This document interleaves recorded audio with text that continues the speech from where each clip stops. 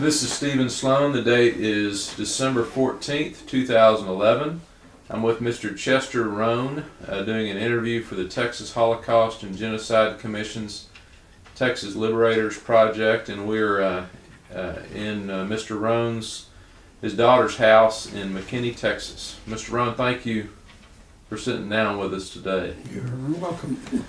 You're welcome to sin, and as I've said, I'd like to go fairly slow and leading up to, we're going to get to your experience in the service, but I want to talk in broader terms about your life. So You were giving me some interesting information about your family background. Would you mind sharing that with us? Sure. Okay. Well, I think you mean my grandfather and great-grandfather. They were all from the old country, Austria and Germany. And they were 48ers. And they didn't like one of them didn't like the Duke of Coburg or whatever he was, and so that's why he came. But I think a lot of it was they didn't want to be in military service, and they weren't making enough money doing what they were doing, and so all of them eventually came to the United States and finally ended up in the greater Milwaukee area. Mm-hmm. And what was your father's profession? My father had a shoe factory. Had a shoe factory there? Mm-hmm. And how did he do during the Depression? I guess it was tight, but I was kind of young and I didn't know the difference. Mm-hmm. I didn't really know there was a depression, you might say. Mm-hmm. You had food to eat. Oh yeah. Yeah. Well, what are your some of your early? We already talked about how much you love Wisconsin. So, what were some of your early memories growing up in Wisconsin? Well, we had a lot of family around us. On my mother's side, there were 5 children in the family. My dad just had a brother, so I had a lot of cousins. My grandfather on my mother's side had a big summer house on Pine Lake. The map is over there on the wall. I saw it, yeah. And I spent all my summers there. Took my shoes off in spring, put them back on in fall. Had a motorboat. I had made it into a makeshift sailboat. Of course, I couldn't tack with it, but with my motor, I could motor down to the south end of the lake. Prevailing winds always were from the south. Then my cousin had made a mast for me and drilled a hole in the front seat. And my aunt sewed a sail, heavy whatever. And I would take the motor off, put it in the boat, put an oar. We drilled a hole for the oar lock, and that was my tiller. And then I'd sail with the wind 2 miles all the way up to the other end of the lake, and then do the same thing over. No, I had a great childhood. My grandfather, I think he must have retired at 50, I don't know. He went somewhere every year, Hawaii or Florida or Europe. And one year he took my part of the family. We went to Florida for a couple of months. But he was a real buddy, and he was a hunter. Mm-hmm. He used to go to South Dakota every year for a couple of weeks to hunt pheasants. And fisherman, he liked to fish deep sea off the Florida coast. So he taught me a lot of things. So I had a great childhood. Mm-hmm. You took a lot of fish out of Pine Lake. Oh yeah. Yeah. Put a set line on a lot of times at night. I'd rush down to a daylight and haul the set line in, see what I got. Sometimes there was a garfish, sometimes it was a northern pike. You never knew what you're going to get. Did you do any work at your father's shoe factory? Yep, I did. Yeah. When I was in 8th grade, he put me to work one summer for part of the summer, counting skins. The guy who was going to make the shoes, he would give me an order in square feet of leather. And I had to come up with, all the skins had a chalk mark on the back of these tan skins. And they want like black calf. They wanted 34 square feet. So I had to come up with skins that nearly matched that. So I learned to do that and use the parcel post machine for special orders of one pair of shoes to some dealer that didn't have allotted stock. So I learned a little bit about business that way. Mm-hmm. Well, you already told us a little bit about what you did for fun when you got a little older. Can you tell us about your trip to Texas? Yeah, it was spring vacation of 41 in March, and 3 of us decided we wanted to see the Alamo. So we hopped in the car. My buddy's father gave him a brand new DeSoto, so we were living pretty high. And didn't have I-highways, so it took us a long time to get down here because you had to go through every town on the way. But we went to Dallas first for 3 or 4 days, and then over to Fort Worth, and then down to San Antonio. Just had a ball. Something happened in Hillsboro, though. You already... Yeah, oh yeah. We got arrested for speeding in Hillsboro. I didn't know they had a speed limit, but I guess they did in Texas. And so it cost us a little money, not much, but we were a little stressed out because we didn't know if we'd have enough money to get home. Well, was the Alamo worth the trip? Oh yeah, yeah. And they had the air bases down there. I'm trying to think of the name of the field. There were 2 major fields, and one was for fighter training, and we wanted to see that. And these trainers, boy, they really looked like modern fighter planes to us. They weren't, but they looked like it. Low wing type of deals.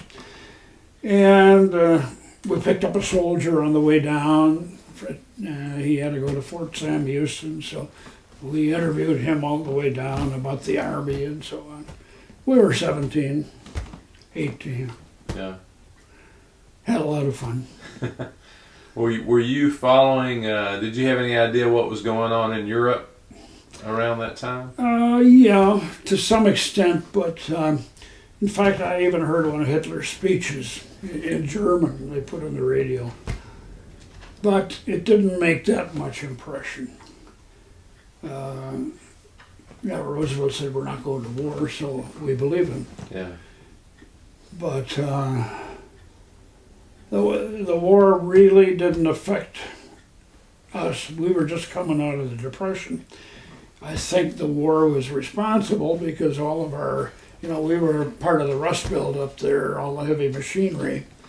And Alice Chalmers, A.O. Smith, all these big companies were really producing for England. So we knew that was going on, but the war was a long way away. There was no television. Whatever you knew, you got from the newspaper or radio. And the war made some impression on us, but not that much. Yeah. It did later on. Well, I know in December of 41 that changed. That changed. Yeah. I was in college by that time. Yeah. Yeah. Yeah. And where did you go to college? University of Wisconsin in Madison. Oh, wonderful. Yeah. That's what was that like? And what was University of Wisconsin Madison like in 1941? It was a lot of fun. Yeah. Yeah, I got into I joined a fraternity, and I was kind of a party boy. And I was in chemical engineering, if you can imagine. So what made you interested in chemical engineering? I wasn't. My dad said to me, what do you think you'd like to take? And I said, I don't know. So he said, engineering's a pretty good field. And I'd had a lot of math and science in high school. But so I said, well, that sounds good to me. So I started off 21 credits as a freshman. And it was way over my head. But now the war is starting to come on. And of course, every day, every weekend, there was a party for somebody who was leaving for the service. And I got to the end of my first semester of my sophomore year. And my dad knew the guy on the draft board, so he knew exactly when I was going to be called, and he worked it out so I could finish that semester. So then I was called, and off I went. It sounds like it'd be more fun to be in a fraternity at University of Wisconsin. It was a party school. Yeah. I think that would be more fun than entering in the service. Oh, yeah. No, the way it was hard to leave college, probably. Yeah. Oh, I didn't want to leave. Yeah. But we had parties every weekend, and Yeah. I was party chairman, and then I was something else, and finally I was president. I loved it. I didn't want to leave school, but the Army came. Everybody was leaving, and Yeah. we knew we were all going to be called, so it wasn't that traumatic. I don't know. I probably knew 2 people in my life that didn't serve in the Army, the Navy, or something. So it was just a natural thing at that time. So you enlisted when? I didn't enlist. I was drafted. I mean, when you were drafted Yeah. when?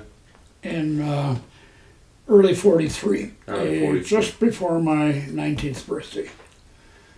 In fact, I turned 19 the week that they gave you off. You were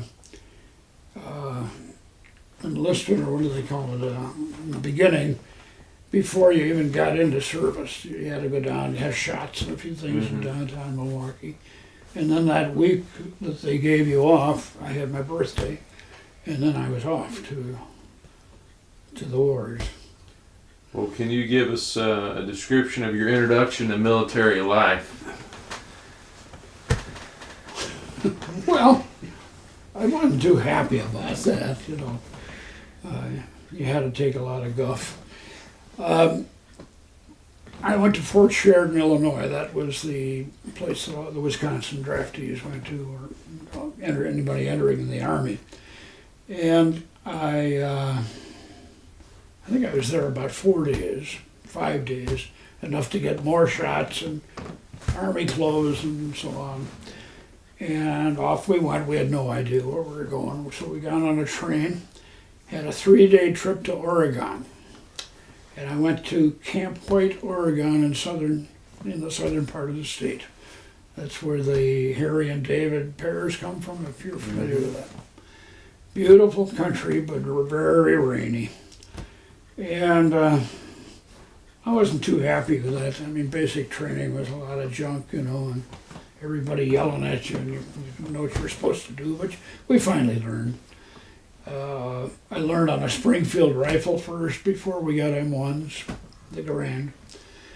And one day I was told, get in my Class A uniform and report to such and such a building down on the main street. I didn't know what the world was going on. So they put me in front of a board of colonels and everybody else. They don't tell you anything. So had a salute, and all these guys there, and had to sit down, and they said, well, son, you didn't do that well in college, but would you like to go back to school? And I, So then I figured out Wisconsin, probably I learned about ASCP then. I knew Wisconsin had a chapter, and I knew a lot of girls at school, so I thought this was going to be great. And I was sent down to California to the STAR unit, which was Stanford University. And the STAR unit would take everybody from what was called the 9th Service Command. That's the whole West Coast, and including Utah and the rest of them. And they dispersed you to the different units, teaching anywhere from language in one unit to engineering. So I ended up at Santa Clara University finally, after about 4 or 5 weeks at Stanford.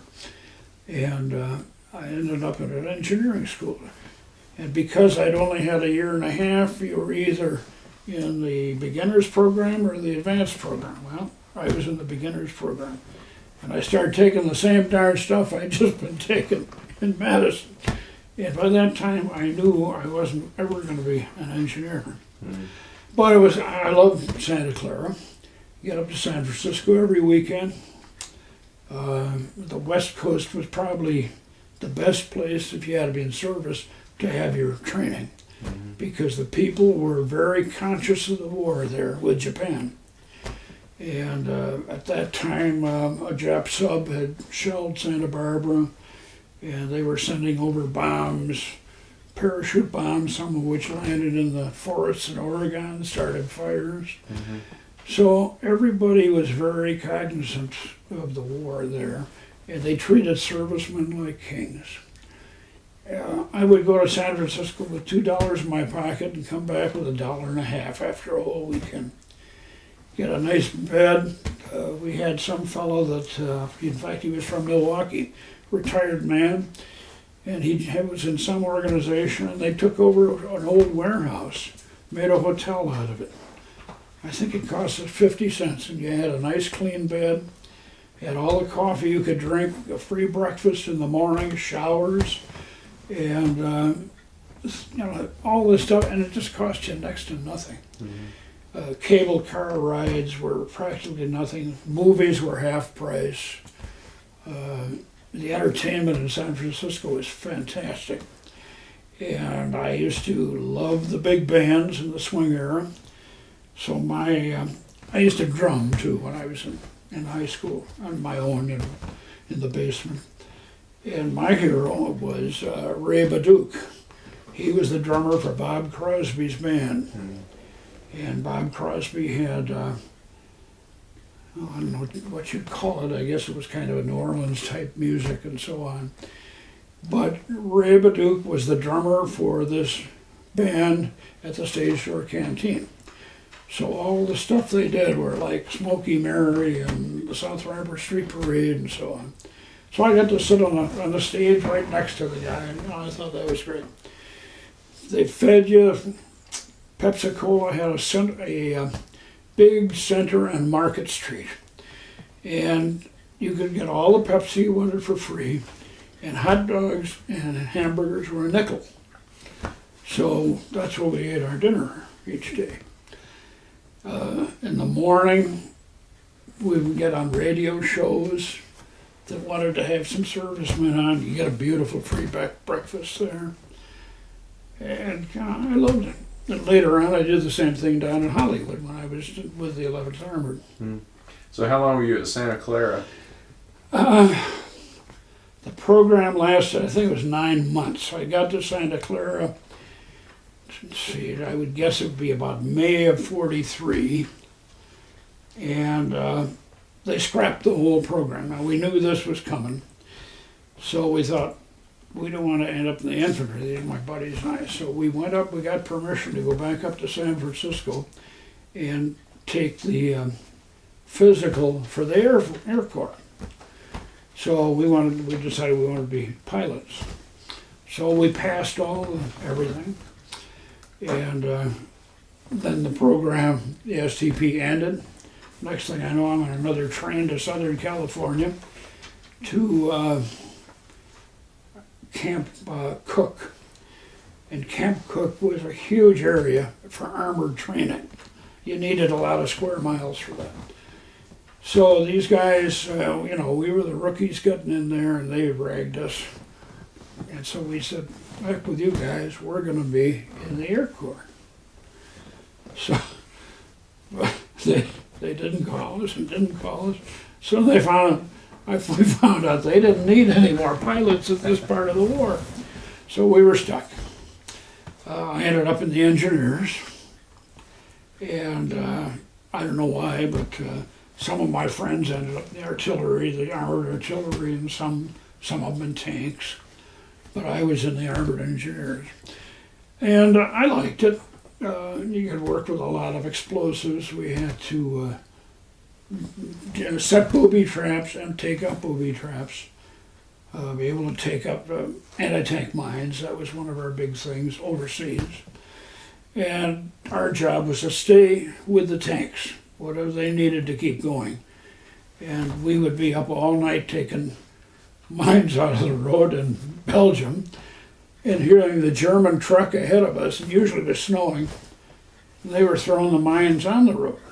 You couldn't dig, everything was frozen solid. So these big anti-tank mines, they were putting on the road, and we're coming up behind them, about 500 yards behind them, and we couldn't blow them because we weren't allowed to let people know we were doing this. So we'd drag these mines off to the side of the road. And then the next day the tanks could use that road for whatever they were going to do. So that and building small bridges, small treadway bridges. Europe has streams and stuff everywhere. My major and minor rivers everywhere. And we never would build anything that took more than 2 hours. Then the rear echelon would come up and build bigger bridges. But if we hit a stream that the tanks couldn't get across, we would throw pontoons over and treadway and get that thing over, and they could take it. During the Bulge, we were infantry. Okay. Everybody was infantry. Yeah. We were so short-handed, and they had lost so many men between Normandy and Bastogne. There was an awful lot of heavy fighting and heavy losses. So they needed more bodies. And we were getting these poor guys that had been in the army maybe 6 weeks, and they sent them to us. They barely knew how to fire their rifle. And it was terrible because these guys were some of the first casualties over there. I wanted to go back and ask you a couple of questions about, before we get to Europe, your demolition training. Did you do that at Camp Cook? Yes. What was the focus of your training there? What were you doing there to get ready? Because I know this was all new to you. Well, we had to be able to work with a lot of explosives. Now, we had dynamite, which is not a military explosive, but they use that for training. It's too touchy. In fact, we used to take sticks of dynamite and throw them, and 1 out of 3 would explode by just throwing a stick. But they had a thing called nitrostarch, which was very much like TNT. It came in the same kind of block. So we used that, but it wasn't as powerful. So we used nitrostarch a lot of times. We'd have what they called the combat village, the old village that was built there. And you had to go through and look for snipers or anybody. And of course, they booby-trapped all the doors. And you had to be careful because some of our guys got hurt by these booby traps. But that's how we learned how to do that. And we learned all the weapons. And I was able to shoot weapons that I never shot in combat.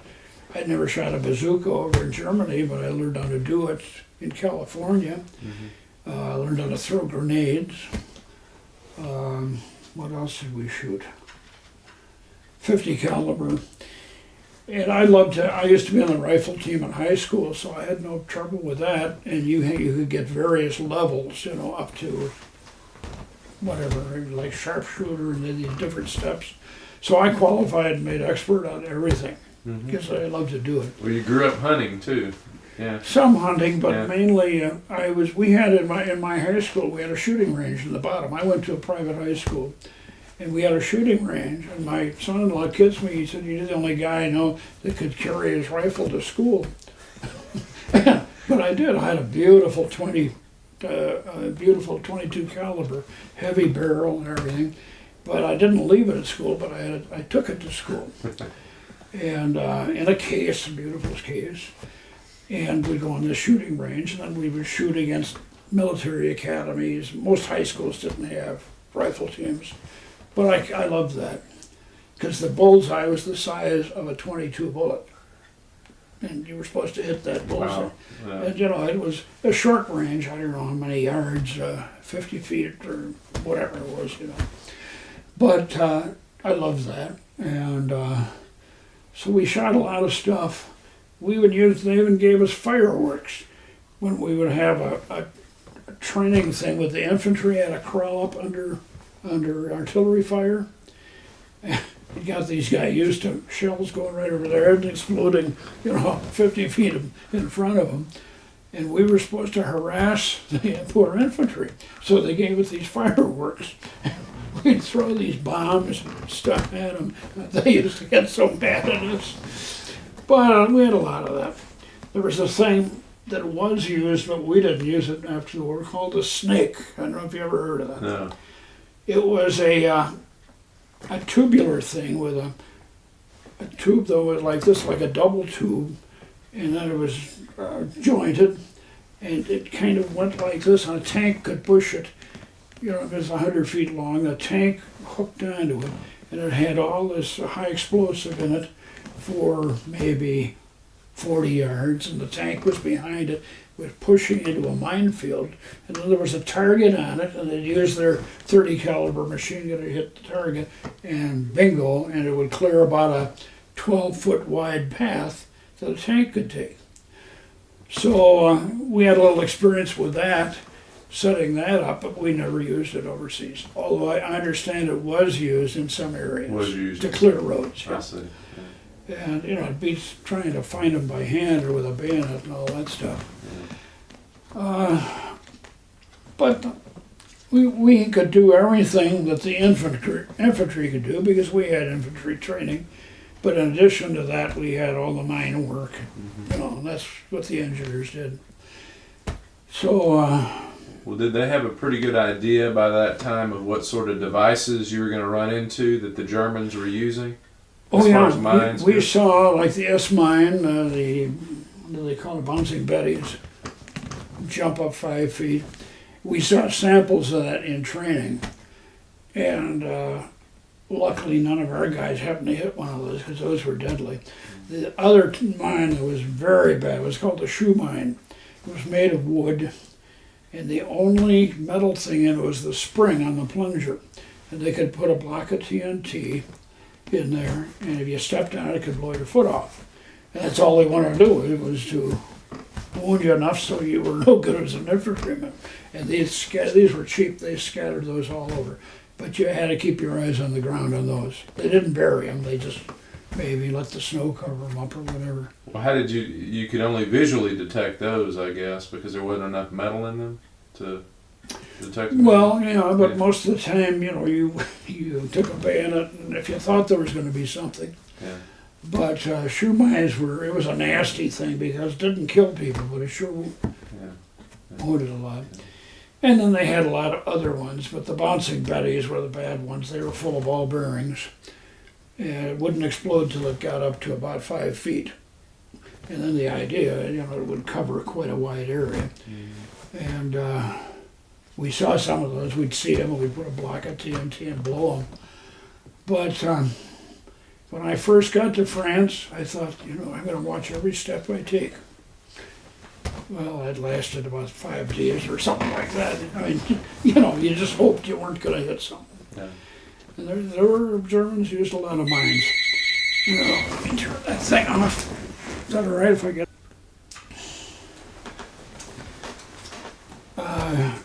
hand grenades, we threw those in training. The only time we threw them in Germany, we went trout fishing. We'd go along these streams and we'd line up and say 1, 2, 3, and these were fairly deep streams, and we'd throw these things in. These fish would come circling, you know. And we gave them to the villagers. We had no way we could cook fish anyway. But there were a lot of trout streams. So, but the weapons training, the M1s, the carbines, 50 caliber was good. Everybody knew how to shoot all those. Because, you know, your gunner, one of your gunners could be wounded, so somebody could step in, they knew how to do it.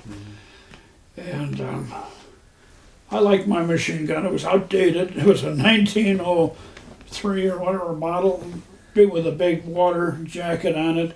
Later on, they had the same thing, but with just a heavier barrel that wouldn't freeze up. But it had the same mechanism in it. But I never put water in mine. How could I? I was on a half track. Where are you going to put the water, you know? So you learn how to shoot the thing dry, and you never did more than about 5 shots, and then you let go of the trigger on about 5 shots. Otherwise, the barrel would freeze up, and you couldn't shoot it anymore. So that was what I shot most. I don't think I ever shot at any Germans with my rifle. We had to carry a rifle to them. But luckily, once the Bulge was over, then we were on tracks. Before that, we walked. Yeah. And sometimes for miles, you couldn't have vehicles in the Bulge. There wasn't room to run them, and a lot of our work was at night. And then during the day, we'd be infantry because we were short-handed, so they just going to say, you just platoon take this sector. You sat in a foxhole. It froze. Well, before we get to Europe, I want to go back and just ask you if there's some stories or memories that stand out to you from your basic training in Oregon. Not too much. I didn't really have full basic training because I got picked for ASTP. I mean, a lot of hikes. There was a mountain there, and every day you had to go up the mountain and down the mountain. And learning how to shoot Army rifles and so on, carbines. Nothing really special. Okay. When did you get word that you were going to be deployed to Europe? Well, I don't think we ever got word. I mean, you knew you were going, but you didn't know the date. And so the summer of '44, thank God I missed the invasion. But we were doing a lot of maneuvers in California. It was all desert there. It was where Vandenberg Air Force Base now is, where they shot all the missiles. That was Camp Cook. And we had miles and miles of territory that you could go, because some of our problems took us miles. Everybody, the tanks, the half trucks, the trucks. So it was a big, desolate place. One thing happened that it wasn't really funny, but it sounds screwy. Our artillery hit a train, because there was a coastal train and there was a passenger train, and they shot, I don't know, I think it was probably a short round or something, and shell fragments went right through the diner. It didn't happen to hit anybody, but it hit the train. Made the news in the paper anyway. So we were shelling our own trains. But we had a lot of, they would always have a problem. And you go out and here's today's problem, and here's what you're going to do. We'd build a bridge, or we'd charge a pillbox, or whatever, We learned to use like Bangalore torpedoes, if you ever heard of those. It's like a big stick charge. Never used it in combat, even though we bypassed, as a armor division, we bypassed a lot of trouble. We used to go 50 miles a day in Germany. Wow. With the whole division. And so we didn't fight in towns. We learned to fight in towns. That's what the combat village was, so you could put second story and get out snipers. But we never did anything. We were in little towns, but not city fighting. We didn't do any city fighting. We would bypass it because we were supposed to be 40 miles down, by nightfall. So I didn't mind that part. I liked the war. Got to be almost pleasant. We were attacked by planes, of course. And that's most of the shooting that I did was at planes. Occasionally German infantry, but most of it was ME-109s or Focke-Wulf 190s. They'd come from behind you. And we had columns that were 10, 12 miles long. And that'd be only one combat command. And another one would be taking a parallel road 4 or 5 miles away. So the Germans used to try to hit our columns just as we did theirs. And I didn't like that too much. But we never got blown up. Well, we had talked about, I think before we started recording, you were a rear gunner on a half track? Yeah. Yeah. We had a 50 caliber ring mount on the front and a post mount on the back. I could swing the gun, but it was on a post. But that was 30 caliber. So we had in the column, there was a lot of firepower. Even the trucks had ring mounts on the passenger side of the cab. So even a truck would have, most of them had a 50 caliber. And of course the tanks and the rest of it. There was quite a bit of firepower there. So when they attacked, they were pretty careful. What was it like to operate one of those 30 caliber guns? It was very easy. Yeah. I mean, it fed in the left and the belt came out this side. A lot of crazy things happened during the war. We were setting up in France. We were just about to near Belgium, and I wanted to to check out my gun. And so I had my crew. And in France, they used to have big mounds where they buried potatoes, and they would last, all winter long. And they would be mounds 10 feet high. So I was just kind of sighting in on this darn thing, and cows were down there and everything. And in a machine gun, there are two ways to load it. You do it this way, push the belt in, then you pull it back and let it go. That pulls the shell out, but doesn't put it in the chamber. And then you pull it a second time. So at first it's half loaded. Or you can let the latch up, lay the thing in, put it down, it's already half loaded. So when you pull it one time, now it's fully loaded. So we were going to try out. I think I know where this is going.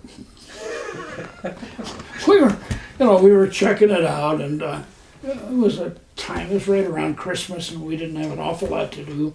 So I was sighting in on these cows and stuff, and I'd never put the water jacket on, but I thought I better know how to do this. Never did use it later, but you had to screw the thing on the front, and then it would, the water, when it got hot, it would expand, and when it got cold, it would go down. So you had a circulation, and it kept that barrel. The barrel in the machine gun was only about as big as a rifle barrel, very thin, and it was in the bottom of that round chamber, so the heat went up, of course, and this took the heat off the barrel. So anyway, I was sitting down in front of the gun, trying to get this thing on, and the muzzle of the thing's right there. And one of the guys, he's sighting it, while I'm doing that kind of stuff. And I didn't think anything about it, so I got that thing on, and I went back, and for some reason I pulled the trigger, and the darn thing went off. I thought it was half loaded. And I was sitting there with that thing fully loaded, and if this kid had pulled the trigger, that would have been the last of me. But stuff like that happened. There were a lot of accidents in the war. Yeah. Awful lot of accidents. Guys would get caught between two vehicles and legs crushed. There was a lot of that. It wasn't all gunshot wounds. And we had all kinds of crazy things happen. I got it, which I'll give you if you want it. A little girl across the street, she was in 8th grade. She had an assignment to interview an old duffer. So she thought of me. She came and she said, Opie, and they called me Opie. And could I interview you? I have to do this for school. I said, sure, come on. We spent the whole afternoon. And I'm trying to think, what can I tell her that an 8th grade girl should know? You don't want to go into horror stories. So I told her about this one town in Germany when at night you always went into a little town, took over all the houses and put the guard out because our division was alone out there, and we were sitting ducks if we didn't get some guns and the tanks around and everything else. So anyway, we went to this one town, and we used to have a generator. And we found German wire, which was made of pure silver. And you wouldn't believe it, it is much more conductive than silver is. But they didn't have copper. And so a lot of their wire was silver. We'd get that silver wire, and we could light a house using that generator. But first we had to darken all the windows and everything else, put curtains up. But then maybe we could get one light or two lights on. So we had that. We had we used to nail paper or whatever we could find it so that light wouldn't show. And all of a sudden there was this god awful blow. I thought we were under a shell fire. Oh, right outside our window, and the whole window frame came in, and I look out in the building next door. It's just collapsed. Oh my God, we're under a shell fire. What it was, some of the jokers in our company found a safe in the basement of this building. And we had the original plastic explosive, which was called composition Z2, I think. And they had put this all on, but they used it. They said, we better have a lot more of this, make sure we get this door off. So they did that, put a fuse and left, and it blew the darn building down. The whole thing collapsed on itself. So I told her about this, and I got a copy of this. She had to write a paper on it. The thing that impressed her is those poor people that lost their house. And I said, Doug, Ash, I said, I didn't do this. But all she was thinking of the poor people who must have lived there. I mean, I thought it was kind of a funny thing that happened, but anyway. So she's going to interview me for something else. I know she has all these projects. And she's a good writer, and she wrote up, and she got an A on it. Oh, that's great, good. But there were things like that were happening all the time. And in retrospect, they're funny. They could have been bad, but Yeah. a lot of funny things happened. Well, dealing with the explosives that you were dealing with, and the instability of some of the explosives you were dealing And with. we didn't use dynamite. Yeah, I know. Dynamite we didn't carry because dynamite, if a bullet hits, it'll go off. Yeah, TNT, you can shoot a bullet through it and it won't. yeah. But we had a lot of different kinds of explosives, and the plastic wouldn't go off either unless you used a cap, a dynamite cap on it. But we were so used to handling that stuff that you didn't think about it. It was just second nature. We used to blow hillsides down. The Germans had a habit of, when there was a switchback, and you get into, like in the Rhineland, it was just like this, because there were a lot of little rivers and things. And the only way to get across these, they didn't go through the hills, they just went this way and zigzagged up to the top, and then they zigzagged down. Just kind of a country road. So the Germans used to bury maybe a 500-pound aerial bomb in those roads, and then nothing could get through, because if a tank tried to go around it, they could either end up 20 feet down or hitting the wall. And so we used to go up, and if it was the right kind of soil, we had a post hole digger, and we'd put 20, 30 pounds of TNT and blow the hillside down, and then our dozer would come and smooth it out so the tanks could get across. Mm-hmm. So there was that kind of stuff. Whatever had to be done, we had to do the cleanup work or whatever it was, or build a bridge, or some of it was kind of fun, but some of it wasn't. Yeah. I've never lifted. We had to put do you know what a Bailey Bridge? Have you ever heard of a Bailey Bridge? All right, that was a British invention, and we did it in training, and that's when I knew I didn't want to put one of those things up, because it took 20 of you to carry one member, and it had all the the bridge was like this, the side of the bridge. Heavy, and even with 20 of you, it just about broke your back carrying this thing and putting it in place. So we only built one of those overseas, thank God. Other than that, we did the little treadway stuff. But we still carried an awful lot of stuff. I don't know, stuff I would not even think of trying to lift. No, we would carry sometimes for miles. I had to carry, as the gunner, I had to carry not only my rifle and my pack and all the stuff strapped around it, your water bottle and first aid kit and that stuff, but I had to carry the tripod. And my assistant gunner carried the barrel and receiver. With a tripod, for a 30 caliber, I don't know exactly what it weighed, it was probably close to 50 pounds. So you put it on your back and then put your arms over like this, over the two legs this way. The other thing is hitting you in the back, the other leg. And then I had 2 boxes of ammunition. And then my assistant gunner had the barrel receiver, and he might have even carried ammunition. Then I had an ammunition carrier too, because these things ate up a lot of shells fast. But how we all didn't have hernias, I don't know. I'm sure some of the guys did. You were happy when you got your half track. After Yeah, the, we after didn't. the Yeah, we Bulge. didn't. Then we didn't have to do that. We didn't have to lug it in Belgium. We'd have to go and guard, let's say, a bridgehead, and the officer would say, "Just a little farther, just over the next ridge." He didn't know. You know, I threw my whole gun down on time. I was just had it. I'm the heck with this. I don't give a damn if Germans are around or not. I can't take another step. They all got ahead of me, and I thought, this is foolish, so I picked all the junk up and went on. Well, I'd like to go back. You shared a little bit earlier about kind of your first thoughts or impressions when you got to Europe. If you could take us back and share a little bit about when you got to Europe and kind of your first impressions of Europe.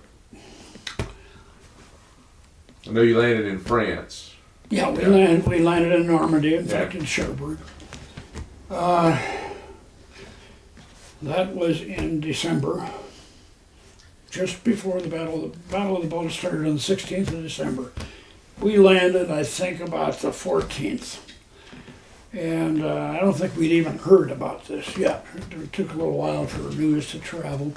But our first job was going to be down along the coast. Lorient and Saint-Nazaire still had German divisions. They'd been bypassed, but the Germans could be supplied from the sea. So, you know, they may have 2-3 infantry divisions in these ports. And our infantry couldn't seem to clear them out. So they said, we're going to send an armored division to see if that'll work, you know. So we were going to go down to Lorient and Saint-Nazaire, and that was going to be our first project. And we got started, and then they said, there's some trouble up in Belgium. You guys are going to Belgium. And that's first we knew about the Bulge. And it took us, I think, 3 days and 3 nights to get the whole division from the coast of France up to the Bastogne area. At least that, we never stopped. And that was kind of hairy. We got in there at night. And all these tracers are going on. I thought, what am I doing here? You know. That was our real first taste. We had a few attacks by individual Germans in France, but nothing to speak of. But the first action we had when we got up into Belgium, and middle of the night, and we lost a third of our tanks the next day. We had 150 tanks in the division. We lost 50 the first day. And Ted Hartman was one of the guys, and he was a tank driver. And he told me some horrible stories. You know. He was lucky; he wasn't hurt either. But a lot of his friends were killed. Tanks were. I wouldn't want to have been on a tank. I mean, it was claustrophobic. They were uncomfortable, and in winter they were colder than heck. There was no heaters in them. And this I got from the tankers. I was in a tank over in training, but I never got into it otherwise. Uncomfortable, bumpy, and dangerous, because if that tank got hit, you know, they used to call the Shermans the Ronsons. I don't know if you ever heard that. Because they would flame up like a Ronson later. It was gasoline. The Germans had oil, they had diesel. But if the Sherman got hit in the gas tank, that was it. Those guys burned. And you had one escape hatch out the turret, you know, for 5 guys to get out. I didn't. I wanted to be able to be on my own feet and run if I had to, you know, not be cooped up in a metal coffin. But there's just so many things happening. As I told you, I was watching my feet when I first got to France, because we knew a lot about mines, and that's the last thing we wanted to step on. But after a few days, you didn't think about it. But so I got a lot of guys got hurt by mines. I was next to one that blew up, but not when I was there. We were guiding trucks up a slope, and this whole road was frozen. But there happened to be a teller mine that was frozen in the road. I don't know how many vehicles had gone off over that, but that didn't explode. So I was right in that area, and then I was called to go to another area about 100 yards away, and wham, this thing went off and blew this truck. And I thought, wow, I was just there a few minutes ago. Wow. There were a lot of those instances, you know. Everybody had close calls. You don't even know about the close calls you had because bullets were whistling around. And yeah, I lost my ammunition carrier. He was a nice kid with a mortar attack. The Germans were great on mortars. Mm-hmm. And they had an awful lot of them, and they were good. Those guys knew how to shell the mortars. They were accurate. Oh, man. So we had mortars too, but the Germans had bigger ones and more of them. Mm-hmm. And there was artillery. Of course, the 88 was probably the most feared artillery piece.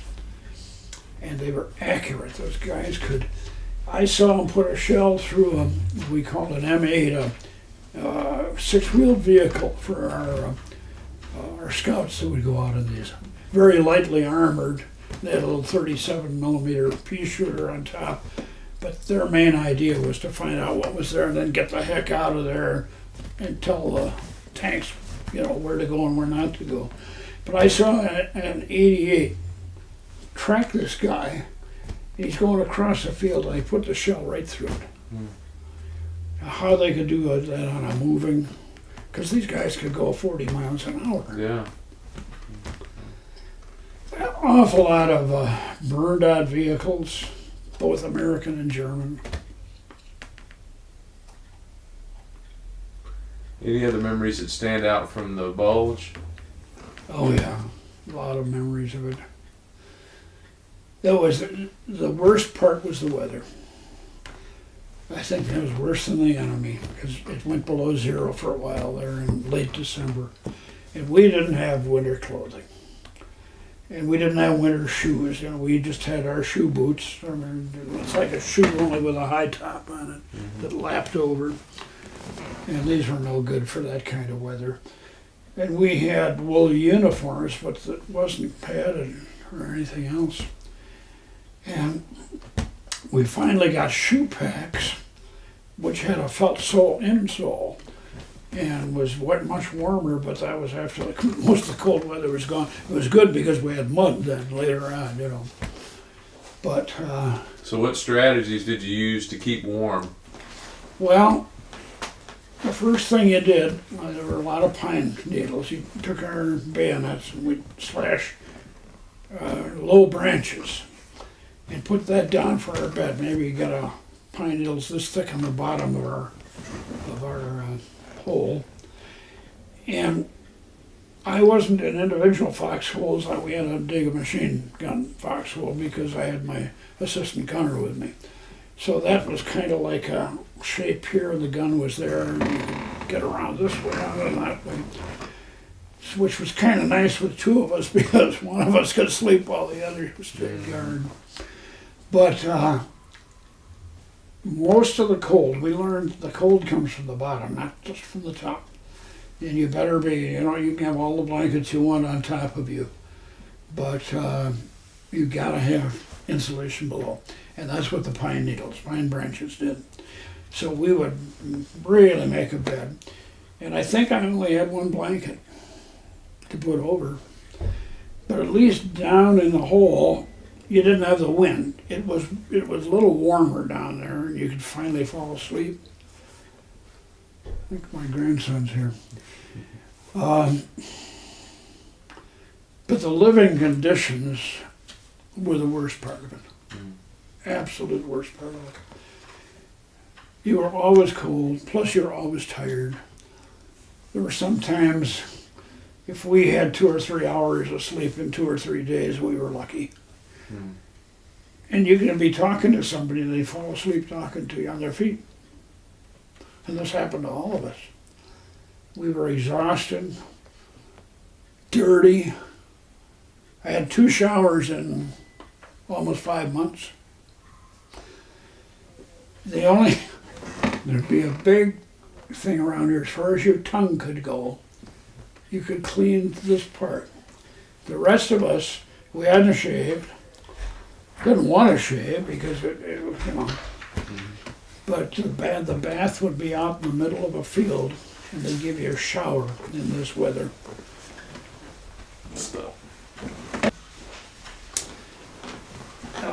In Belgium, as I said, it was 0, sometimes or below. I don't know how cold, but ice everywhere, snow everywhere. And they said, all right, you guys, you're going to get a shower today. We thought, oh, great. That meant going out in the middle of a field. They would put, I don't know what they had, it wasn't a tent, but it went around like this, because the guy giving you the shower was up on a ladder above you. And you had, they gave you 30 seconds, I think, to soap up, and another 30 seconds to dry. And here you are stark naked, and just this canvas around here. And then you gotta get outside and dry. Oh my gosh. Sounds refreshing. But it did knock a lot of layers of dirt off. And the other one I got was in Worms near the Rhine River. We took over a house, and of all things, they had a water heater, a coal-fired water heater, and we were able to get coal, put it in, and heat that up, and we could each take a bath. And over the next 10 hours, our whole squad, oh man, and that was great. Yeah. But other than that, we were dirty. The filth, is you're just caked with dirt. But so is everybody else, Oh. And why we didn't get more, I did get dysentery over there, by the way, and I was stuck in a German blockhouse for about 3 or 4 days. I've never been so darn sick in my life. But why we didn't have more people get that, and it was from drinking water out of a stream. There probably was a dead horse 10 yards up the stream or something. So the living conditions to me were the worst part of the war. And then they gave us mittens. First they gave us nothing. We had, I don't know, some little thin thing. But this was a big leather thing. 3 fingers went here, and then they had a finger hole for here, and a thumb hole here. There was only problem was they didn't get together with the rifle manufacturers to figure out your trigger finger could not go in the trigger housing of a rifle. So when we're out on patrol at night, it was kind of spooky, and I was not going to not be able to fire if I had to. You'd see a tree and you'd swear it was moving or something like that. Walking on, we were silent, no noise. We even took the stacking swivels off our rifles because they would clank. So anyway, here you are. My left hand was fine. I kept that big mitten on. This was a like sheepskin type of thing. It was great, but I didn't dare have this out. So the other mitten was in a pocket, and my hand just froze with it. But our clothes were not made for that kind of weather.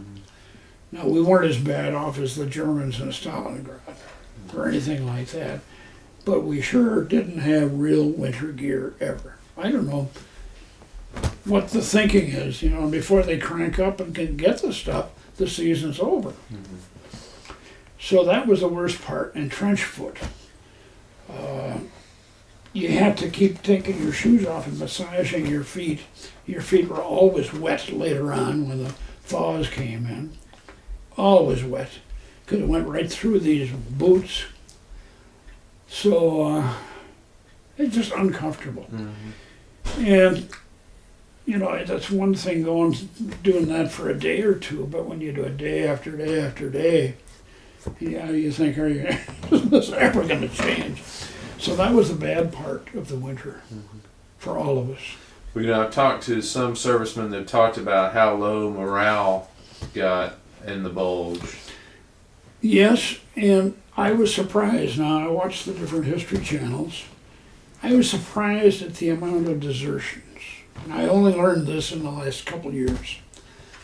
I never heard, I know of one guy in our company, or our battalion, I guess, that left, and everybody thought he deserted, but most of us thought he was kind of nuts. He went on.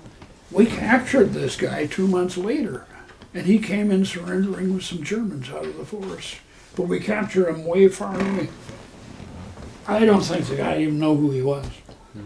But other than that, I don't know. Anybody that taught desertion, wanted to desert, it was just the opposite. You didn't want to get away from your buddies, because everybody had a buddy that, you know, you had somebody watching your back. And we were awfully close.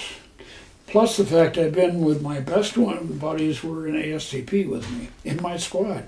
I had 5 of them, which was unusual that 5 would end up in one squad of 10 men. But these were the guys that I went on pass with, I played golf with, I went to Hollywood and all that stuff. So I just didn't know some things I'm learning now on History Channel. No. And the other thing were the atrocities that happened.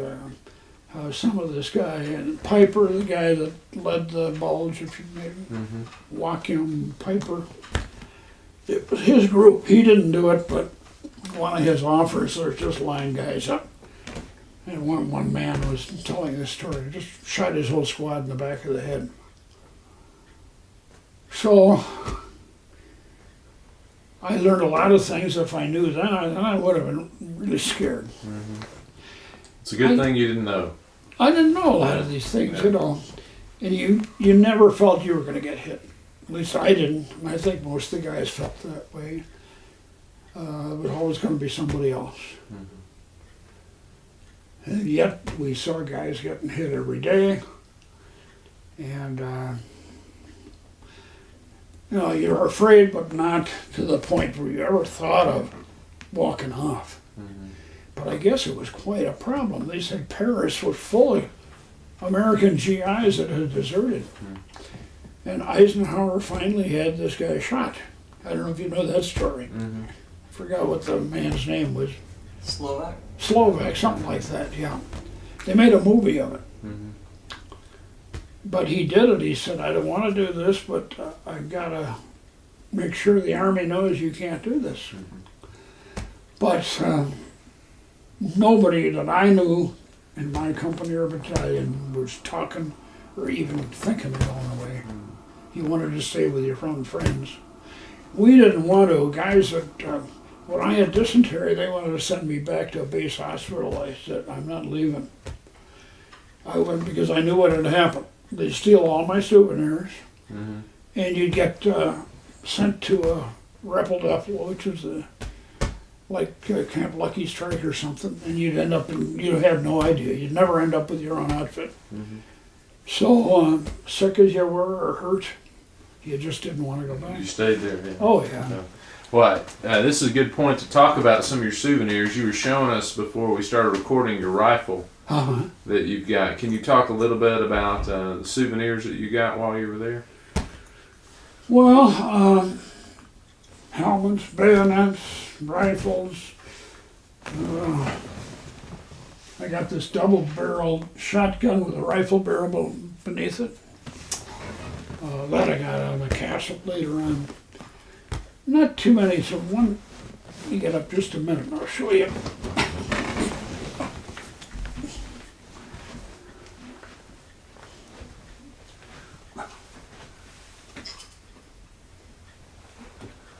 At the end of the Bulge, I found this. This is a German thing. In fact, it's still got the old swastika here.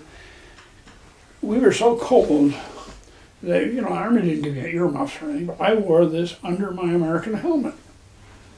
And thank God, there's rabbit fur, I guess. That looks warm. Yeah, oh man, what a difference. And I wore it even after we're on the track moving through, because it was pretty cold until late April or something. But now, when I think of it, if we had ever been captured, and I had on some German equipment, I wouldn't have made it. And my pistol, I got a Walther pistol here, 30 caliber, 32 caliber. fact, I got the same model that Hitler shot himself with in there. But I carried that. Because I thought, you know, if something happens and I lose my rifle, I wanted to have some fire part. But if I'd been captured with a German pistol or anything German on me, I know that now. It makes me shudder. So sometimes I'm more afraid now what might have happened than I was at the time. Well, you were young and bulletproof then, right? Yeah. Yeah, we were all young. And, you know, that was the secret. We were all young. We were all 18, 19, 20, 21. Anybody over 22 was an old man. And that's how you made it. Because you were much more optimistic than the older guys were. Much more, yeah. Well, can you talk about when you knew momentum was shifting during the Battle of the Bulge? When you felt like things were changing? Well, we started getting more prisoners. And I was only in the latter half of the Bulge, not the beginning. Yes. I didn't get hit like these poor divisions that were sent there to rest. And we came to relieve the pressure. Bastogne had been opened up. The 4th Armored came in ahead of us, and they opened the corridor because the 101st was completely surrounded, the airborne, and a couple of infantry divisions. And they couldn't be supplied except by air. And they would parachute this stuff when they could, but most of the time the planes couldn't fly. They used DC-7s, what do you call them, C-43s or something, like our original airliners. And that was the old Army standby. It was a good plane, but they couldn't even fly those because the weather was just so bad. The ceiling was so low. So that meant no air cover from fighters, and it meant no supply. So these guys were down mainly on ammunition and medical supplies. So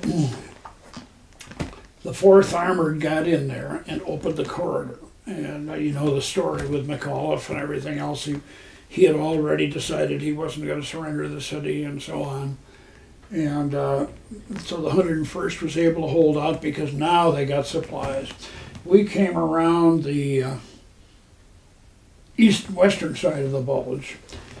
And I was in Bastogne one time. Our track had been hit and was being repaired. And so I was in Bastogne for, I think, 2 days one time.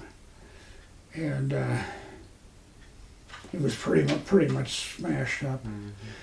But anyway, then by that time we got around Bastogne, and there was a town called Houffalize. And the 1st Army was on the north, the 3rd Army in the south, and the Bulge split them. And with the 1st Army, the British, although the British didn't do a lot in the Bulge,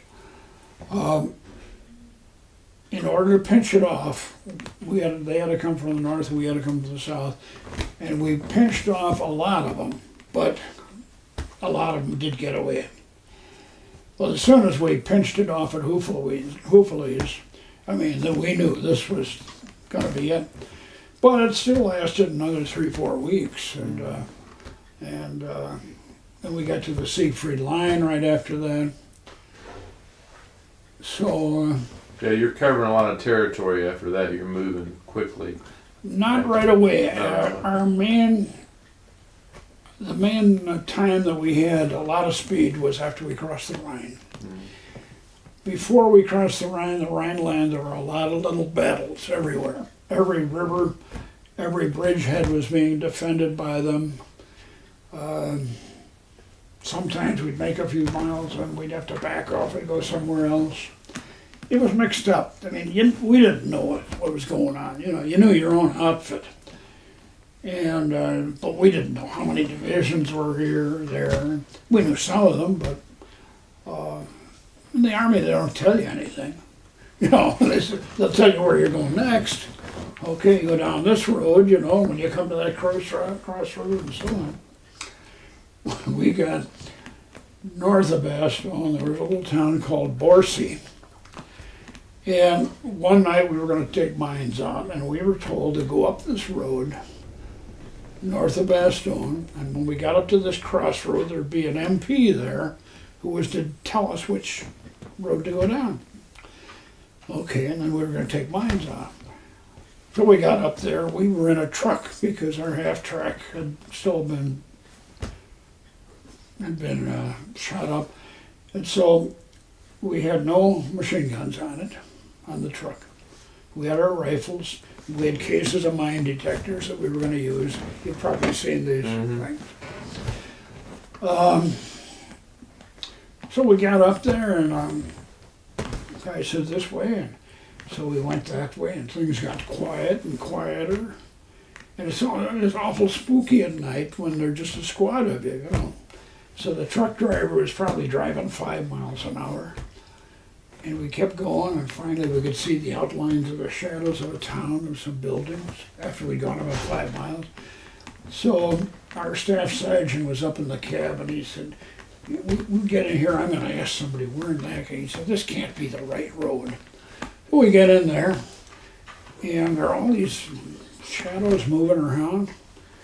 And so I'd fallen asleep. And I was supposed to mount a machine gun, but I didn't. I had a blanket on me. So I got up and I felt the truck slow down and come to a stop sign. I said, where the hell are we? They said, we're in a German Altas. All of a sudden I see a guy walking. I could have reached and touched his hat. He had a white cap on, like those caps up there.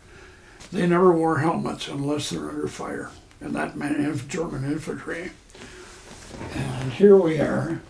And there's all this motion, and then we looked, and way beyond the back end of the town was on fire. And oh my God. And then we had to back around, and the driver back and forth. But the sergeant had gotten out and walked up to a guy to ask directions of a German soldier.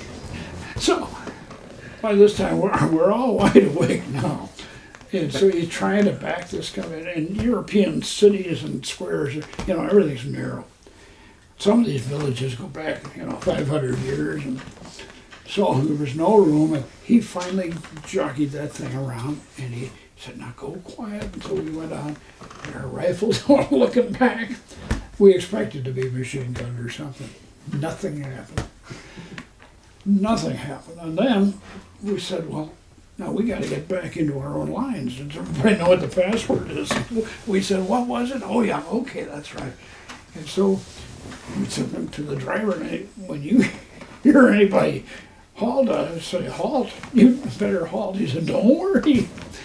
And so we come up and we see these two shadows, tanks, and some guy yells, halt! He just jams on the brake. We all gave the password at the same time. And our tank said, where are you coming from? You're not supposed to be down there. That's German territory. I mean, these kind of things happen. Nothing happened. And when we talked about it later, it was funny. At the time, it wasn't. It's anything but funny, yeah. Oh, God. So you were doing a lot of small bridge construction, I guess, as you're moving? Not a lot. Not a lot? Not a lot. No, probably 5 or 6 small bridges. Mm-hmm. When we had to. I mean, there were other parts of the engineers doing it. I mean, sure, a lot of our platoons were doing it. Mm-hmm. We didn't build that many. As I say, we only built 1 Bailey Bridge, and then we built maybe 5 treadways that I can remember. Mm-hmm. But a lot of it was that taking out the darn mines at night, So that was what we did during the Bulge. Then we get the same thing in the Rhineland, but now we're finally on our track, our half track. And we didn't have to walk and carry everything everywhere. But it was a busy time in the Rhineland. That was a whole separate campaign. In fact, one of our battle stars, you got battle stars you had one for Central Europe, one for Rhineland, one for the Ardennes. So one of them was the Rhineland Palatinate, I guess they called it. And we went in different directions, and we finally ended up at Worms on the Rhine River. But all this took a while because there were a lot of troops in the Rhineland. Took a tremendous number of prisoners. And But then the worst part of the war was over. That's where I got my bath and worms, so that was kind of nice. Plus get into a house for a change. And then we crossed the Rhine, and then we took a northerly course and went around. I'll show you just a.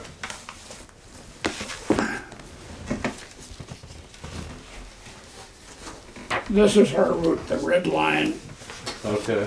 is our whole route from England Mm-hmm. all the way through. Okay. And Bastogne would be, I don't know, somewhere around in here. And so we went up here to Brole and Zalamelis and all this. And there was activity, but now we're starting to make miles. And here we were going, I don't know, this must be 300 miles. Or we'd go over sometimes 50 miles, not every day. Mm-hmm. But, which is a lot when you think of Oh yeah. all the tanks and all the, here's Mally's grandfather right here. And he was this was one of our commanders Oh okay. at one time, but he was a permanent colonel in the Coast Artillery. There's no such thing anymore. Yeah. But for Colonel Turley was there, so anyway. So anyway, this kind of stuff happened. What other stories? Oh, toward the end of the war, and I guess we were just about to get to the Austrian border, and for some reason we'd been sent back, probably to fill a shell hole or do something, or bulldoze something or whatever, blow something up, and we got completely lost from our combat command. We had to catch up, and all of a sudden out of the woods, just here we have our 3 half-tracks for the platoon and a peep. We call jeeps, whatever people call jeeps. In the armor division they're called peeps. Anyway, just the 4 vehicles going along, and all of a sudden out on the highway steps this whole formation of soldiers. And they were Hungarians, and they wanted to surrender, and we said, well, you're going to have to follow us because we're looking for our combat command. And they had been impressed by the Germans. Mm-hmm. Surrender. Now they lost all their infrastructure. They didn't have any food. They had nothing. And I don't know how big. It was probably a regiment of Hungarians. And all they wanted to do was get something to eat, surrender, and get out of this war. So anyway, we didn't get up to our combat command that night, so we found a couple of barns, and then we slept right with them in this barn, and off we went. We finally found the MPs to turn them over to. There's nothing we can do with all the prisoners. Another time we were assigned to guard the end of the column. The columns were what they called combat commands. Mm-hmm. In the armored division, you had a CCA, CCB, and CCR, Armenian Reserve. And we would go from one to another, wherever they needed you. The engineer battalion was much smaller than the other battalions, but they didn't need as many of us. So today we're going to be on this column. So they said, you guys are going to be assigned the rear of this column. They're mainly ambulances, food trucks, stuff like that, bridge trucks. And we had to guard the back end of the column in case of air attack or whatever. So all of a sudden we're going along with it. It's a beautiful day, and the whole column comes to a stop, and all of a sudden traffic starts coming back the other way. We said, what's going on? Some of these guys yelled, there's a Tiger tank up ahead. Well, turned out there was no tank, but we had our lieutenant says, this is our responsibility. We have to go back, get these guys, and get them back in column. It's our responsibility. So one of the trucks was a Bailey Bridge truck, and these things were huge, long things. And we got up to where they had all run, and the truck wasn't there. So it was our job to find that darn truck. So we questioned some civilians. They said, oh yeah, some German soldiers got in it. And they went down this little country road. So we thought, oh man. So the lieutenant said, we got to get that truck. Okay. So we had the lieutenant's peep in our 3 tracks, and we're going down this country road, and, probably 5 miles. We finally get to a little town, and we went in the square, and there's our truck. But no soldiers around it, and it looked all right, so we rounded up the civilians in the square, lined them all against the buildings, lined our guns on. We said, where are these soldiers? Well, they finally said, well, yeah, they're in the different houses and buildings here. Well, we didn't know how many or what, but we had to go out and find them. So I kicked open a barn door, and it was the one only time I ever put my bayonet on. I kicked open the barn door, and here's a girl milking a cow. Well, she screamed, and I just about dropped my rifle. I mean, it was a comedy. And the other guys, finally, these German soldiers started coming out of the houses with their arms up. And we got about 60 or 80 of them. Oh my gosh. Wow. And what are we going to do? So, and then all the townspeople, I don't know if they must have been from the same town or something, but they knew all these town people. So these people, women started running and packaging sandwiches for them to take to prison camp. And it was like, as I said in one of the magazines, I wrote an article where it was like sending your kids off to camp. And so we piled these guys into the track. I couldn't even get into the track. They're right behind my loaded machine gun. I'm standing in the mine racks on the side holding on. We put them on the Bailey Bridge truck. We used every square inch because we had to get these guys back to a major highway and hopefully find some MPs to get rid of them because we had to get our combat command. Well, everything was fine. These guys only wanted to get out of the war. It was getting toward the end. And by now it's starting to get dark. And Lieutenant had a map, which I'm sure wasn't very good. We didn't have very good maps. He said, we're going to take this road. I think this is the way we want to go. So now it's getting pitch dark, and I mean dark, one of these moonless nights, So I don't think he was driving more than 10 miles an hour. And so here we are. I was in the rear half track. And we're going along, and all of a sudden I hear yelling from the front. The lieutenant's peep bumped head on into a German staff car coming the other way. The German staff car turned off the road, went down, and turned over down in a little valley. Behind that was a big self-propelled gun. So one of the guys in my squad, he put a grenade down this gun and blew it. And behind that were about 15, 20 trucks. I don't know. It was so dark you could hardly tell. We went off in echelon formation. And being the rear one, I was the farthest one out because we had to get a shot at these guys. By now the Germans are shooting at us. We could see all the rifle flashes. And so our 3 tracks went out, and we had 6 machine guns going on them. So it lasted maybe 5 minutes. In fact, my sergeant, I'm just shooting this thing, that all these flashes. Sergeant said, okay, Rohn, that's enough. You got him now. None of our guys got hit. One sergeant got a bullet that creased the top of his shoe, and nobody else were hurt. And now I don't know what time it is. It must be 10:30, 11 at night, and we still haven't found our combat command. We had, we didn't have a place to sleep or go, so we kept going, and it turned out they weren't too far away because next day, guys said, what were you guys shooting at? These bullets started coming over us. They were down a mile over, but of course these tracers were going there. And we said, well, we ran into some Germans. I said, my God, we thought we were under attack. And this kind of stuff happened all the time, Well, you were talking about I know you speak a little German. Did you talk to any of the prisoners when you had those prisoners with you, the German prisoners? Oh, yeah. Yeah. I had a sergeant, he was a graduate of the University of Stuttgart, real sharp guy. Now, these were all SS prisoners, and I was a little leery about that. I couldn't carry a gun in the prison camp. I had to stash it out. And that didn't bother me, but you know, these were kind of wise guys, and I didn't trust them. But I had no problem with them.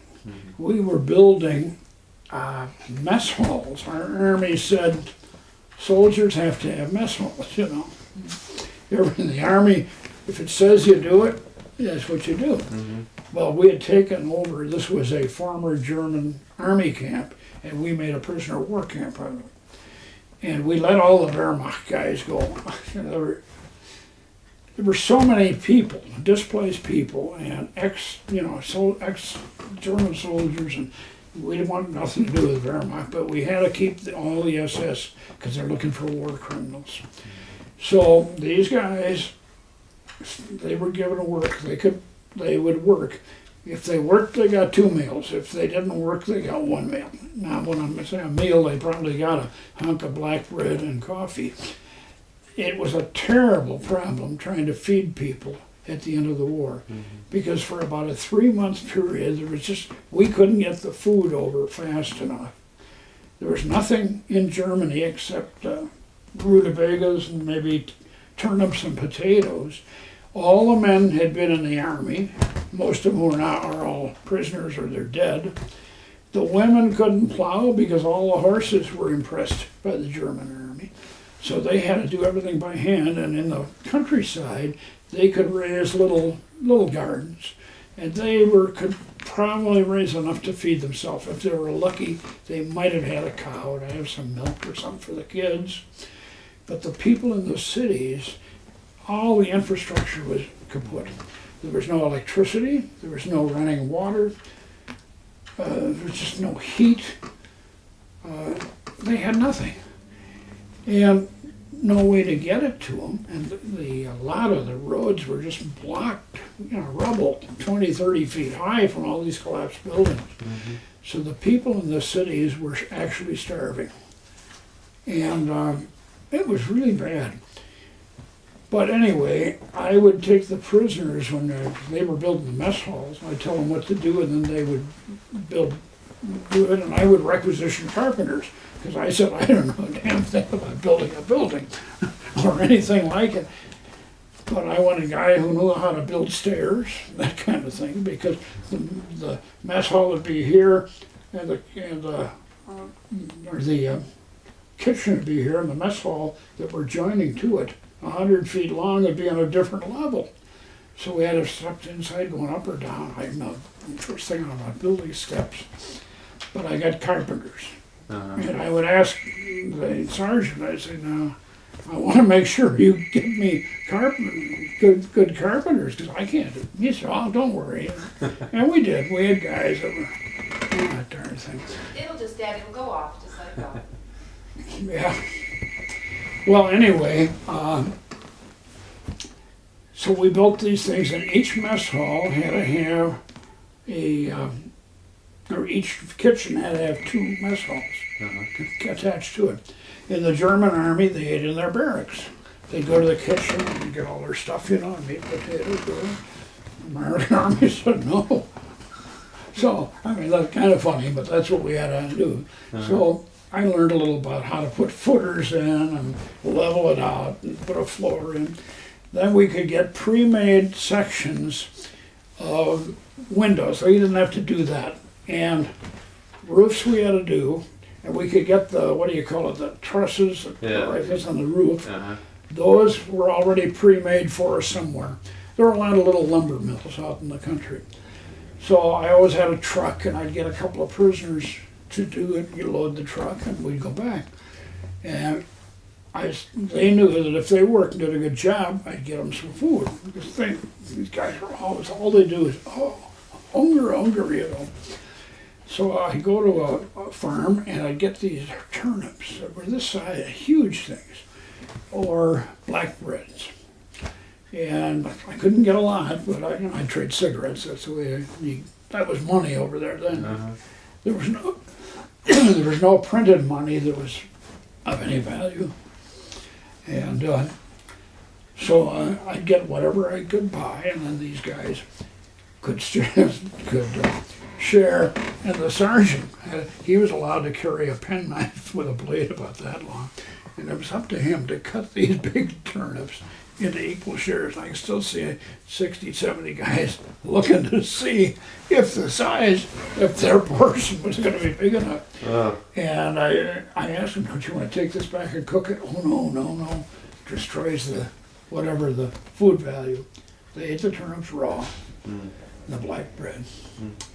So now this is what period that you're doing this Oh, work? this is after Iran was running a motorboat. This probably was August. August, yeah. I ran a motorboat in July on that lake. Yeah. And It was in Austria, yeah. yeah, Yeah. in fact, there's a picture of me back there on the darn motorboat. So anyway, there were a lot of crazy things, you know. Well, I want to go back before we get too far ahead and talk about the Mauthausen Mauthausen. experience. Yeah. Yeah, Mauthausen, yeah. And so I'd like to know when you began to learn that these sorts of places existed. We had heard about these camps, but we didn't know much about them. You know, we knew there were camps. We knew that way back. There were concentration camps, and we heard there, you know, prisoners were being killed and all that. But it didn't really register till we started seeing the dead prisoners in a striped uniform all along the road, coming from the north down to Mauthausen. And I hadn't seen any of that anywhere else in Germany until we got to the village of Cham, C-H-A-M, which was right along the Czech border. And then from there on, we found our unit wasn't allowed to go to Czechoslovakia. We had to go straight down into Austria. Remember, there was what they call the National Redoubt was supposed to happen down there, where the Germans were going to make their big last stand, and which never happened. But it was a real threat, and Eisenhower thought there was going. This is one of the reasons he didn't want to take Berlin. He wanted to clean this war up and get rid of this National Redoubt, because if we ever got into mountain fighting, it would have been terrible. So anyway, when we got to Cham and started going along the Czech border, going southeast, we started seeing more and more of these bodies lying around the ditches. I mean, dozens and dozens and dozens. And what is going on? You know what? And then we figured, okay, they're concentration camp prisoners. Why are they killing them here? You know, I'd never heard of Mauthausen. So we got down to the city of Linz, and that is right 6 miles, 7 miles from Mauthausen. And we took Linz. We took Passau first, then we went over to Linz. And at Linz, we met the Russians coming up from Vienna. And the Germans were just squeezed between the two. And that ended the war, because there was no more territory. I have to take a potty break. Sure.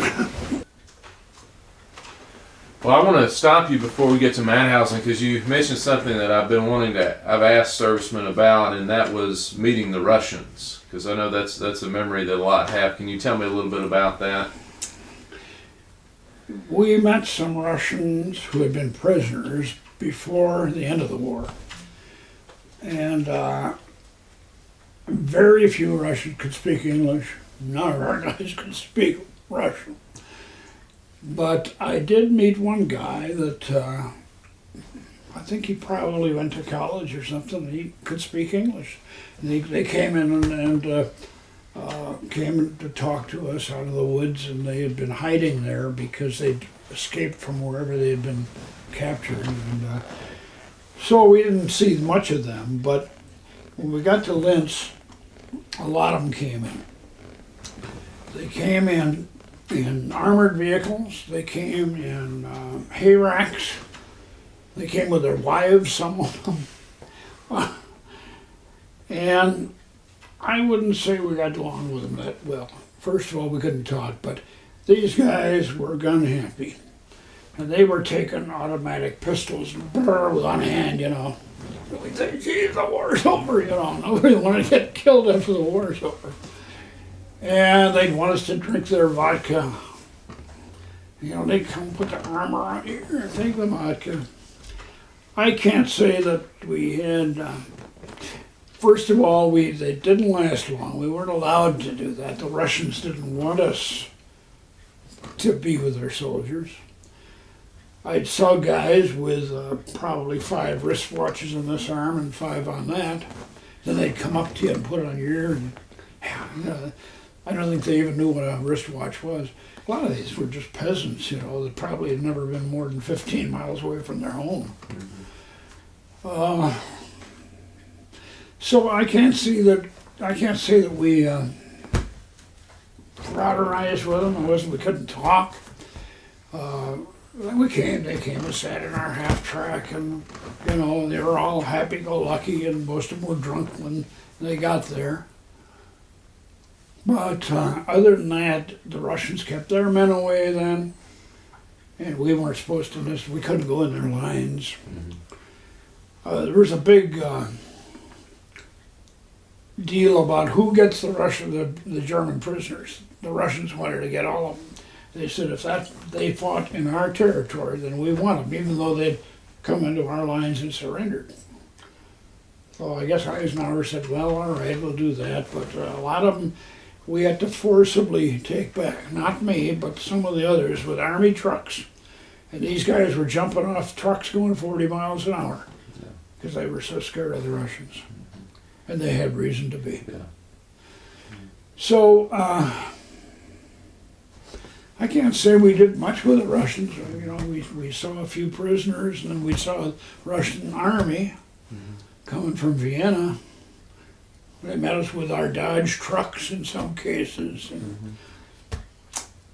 But it only lasted a short time. The Russians were not allowed to be around Linz, and we were not allowed to go over there except the original couple days. Okay. Yeah. Okay. Well, let's go back to Linz, and you were talking about when you got news of Mauthausen. Well, we got news as we were going down there. Yeah. We took Linz, and then, of course, we knew about Mauthausen, and then by that time, Patton said, every man on the division has to see this. So the day after liberation, I was in Mauthausen. And I don't know how to explain it, but it was first of all, you could smell it way before you got there. The corpses around there, and they had what they called the hospital yard, and it was where they put people that were dying. No, nothing to keep the weather out, you know, you just stay behind this barbed wire till you die. And we'd stand, and these people would stare at you with a blank look, and all you could do is stare back. We had some prisoners who could speak English, acted as guides. I mean, they took us into the gas chamber, they took us into the morgue or whatever it is, where they knocked the gold teeth out, and so we saw all that. It took us to the crematorium, we were in that, and in the barracks. And some of these guys were imprisoned because they were newspaper people from Czechoslovakia, anybody that was against the Nazi regime. Mauthausen was built back in the 30s, not as a concentration camp, but as a prisoner for German civilians.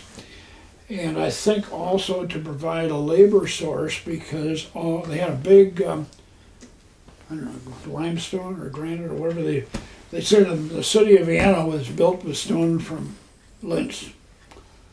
And they had one of the big quarries there. And all the prisoners finally did that. But early on, these were just German prisoners, you know. It looked more like a big federal prison than the pictures you see of Auschwitz, which are all these hundreds of barracks and out in the open, you know. This was a big stone edifice and everything else. But they had a bunch of crummy barracks in there too, where they put it in like 4 or 5 to a bed, you know. And it ended up just being a death camp. Anybody that went to Mount House and wasn't ever going to get out. Now what happened was when the German guards knew we were getting close, they put the Volkssturm in place and the SS guards ran away. Although we did capture a few. In fact, I think I saw 5 or 6 in a holding cell. They tried to spit at us through the little eye hole. They had a peephole, and they knew we were looking. They would try to spit at us. And all of them were hanged the next year. But it was pretty bad. And the camp hadn't been cleaned up. Our bulldozers had to bury the people. The bulldozer just pushing bodies into a trench. There were so many. I don't know how many were dead when we got there. It seemed everywhere you looked there were dead people. Some of us stacked up, And they could. The crematorium wasn't big enough. They couldn't burn them fast enough. So that's why we ended up burying them in trenches that were 100 yards long, It was just awful. And a lot of the prisoners escaped when our I'm trying to think what unit it was that they got in first. But the gates were open for a while, and a lot of them, boy, all they wanted was get out of there. So there were thousands of them around the countryside, and we had to go and round them up because they were dying. And they were out pillaging in farms, and there were some murders, women and children that they were like animals. And if they ate any normal food, it would kill them. Our medics were fine for our division, but not for 20, 30, 40,000 prisoners, So they brought in extra doctors. Oh, it was a month-long thing to get things back to some semblance of normalcy, and save those that could be saved. But I would guess that probably after we captured it, at least 10,000 more died. And they were just living skeletons. You'd look at somebody, the guy would be standing there stark naked on the other side of the barbed wire, and he'd just look at you with these vacant eyes, and you didn't know what to say to him or anything. His knees looked like this because everything else, I could have put my hand around a guy's thigh or here with my fingers. And their hips were huge, and their knees were huge, and their heads were huge, and their rib cage was stuck out all over. It was their waists about that big around. I couldn't believe some of them were alive that I saw standing there. I thought, how could anybody even be alive? Maybe they weighed 40, 50, 60 pounds. And you looked at them, they were probably guys that weighed 180 at one time or 190 pounds. It was terrible. Disease, luckily we'd all had all kinds of shots so we didn't get sick, but there was typhus and typhoid and you name it. They were dying from everything you can think of. It was something so different than we had been used to seeing. We saw a lot of dead Germans and a lot of dead Americans, but nothing like this. It's almost impossible to describe. And to get together with the smell, it was unbelievable. We couldn't believe it. We just couldn't believe it. But there it was. I think I know the answer to this, but why do you think Patton sent the division down there, wanted everyone in the division to see it? What they wanted us to see what they were doing. He said, nobody, unless they see it, they're not going to believe it.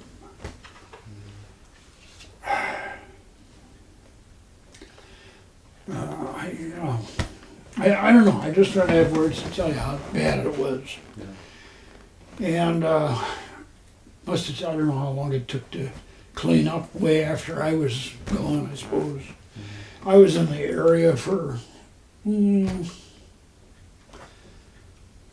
about 20 days or something, and then I got sent to run the motorboat. And then I got brought back, and they were going to disband the division. I was sent up to another unit, I don't even remember the name of it, up in Germany, and that's where I worked prisoners. And Yeah, at Madhausen, did you get a chance to talk to any of the, besides this tour guide that you had? oh, Did you- sure. Do you remember any of the conversations that you had? No, except they were telling us and showing us what happened and telling us how it happened and what happened. I guess we were just numbed after seeing it all. But we got a tour of every different part of it. They had like coroner's tables with a drain where they put the bodies after they were gassed or after they died. And they, had to get the gold out of their teeth first.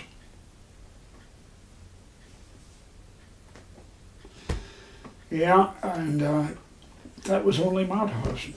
I wonder how many, there were hundreds of these camps. And on our tour last year, we saw the sub-camps that I had never been in, and one of which was called Gusen. It was inside of a mountain. And that's where the guy that wrote this book, Jacob? Mike Jacobs, he worked in there making Messerschmitt parts. You hadn't read his book yet, had you? I have not read it, Yeah. no. But he goes into detail what he was doing. And that's why he survived. They needed him. Because all the labor were, most of them were concentration camp prisoners, but they were others that weren't necessarily in a concentration camp, but they were brought in from every country in Central Europe. Holland, they were all in there just to work. And a lot of them on munitions. And because the Germans didn't have enough manpower left to run these factories. And some of these prisoners were machinists. And they could do a lot of these things. One of the things that I know that they talk about with Mauthausen was the stairs out of the quarry, the long stairs the prisoners would climb out of the quarry. Yeah. Yeah. With a big rock in their back. If they couldn't make it, they'd throw them down the stairs and kill them.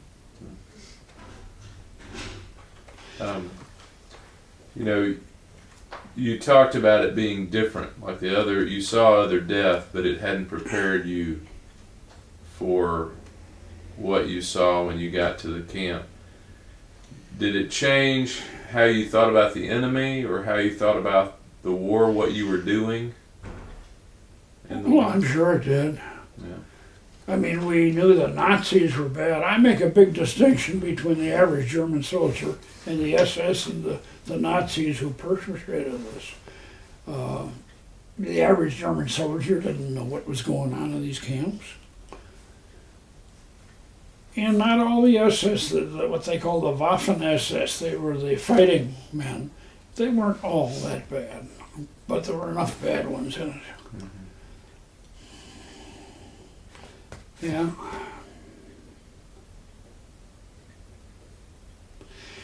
You ever hear the non-fraternization order? We were told we weren't supposed to speak to any civilians after the war. Well, that was stupid because, number one, there were a lot of good-looking girls in Austria, and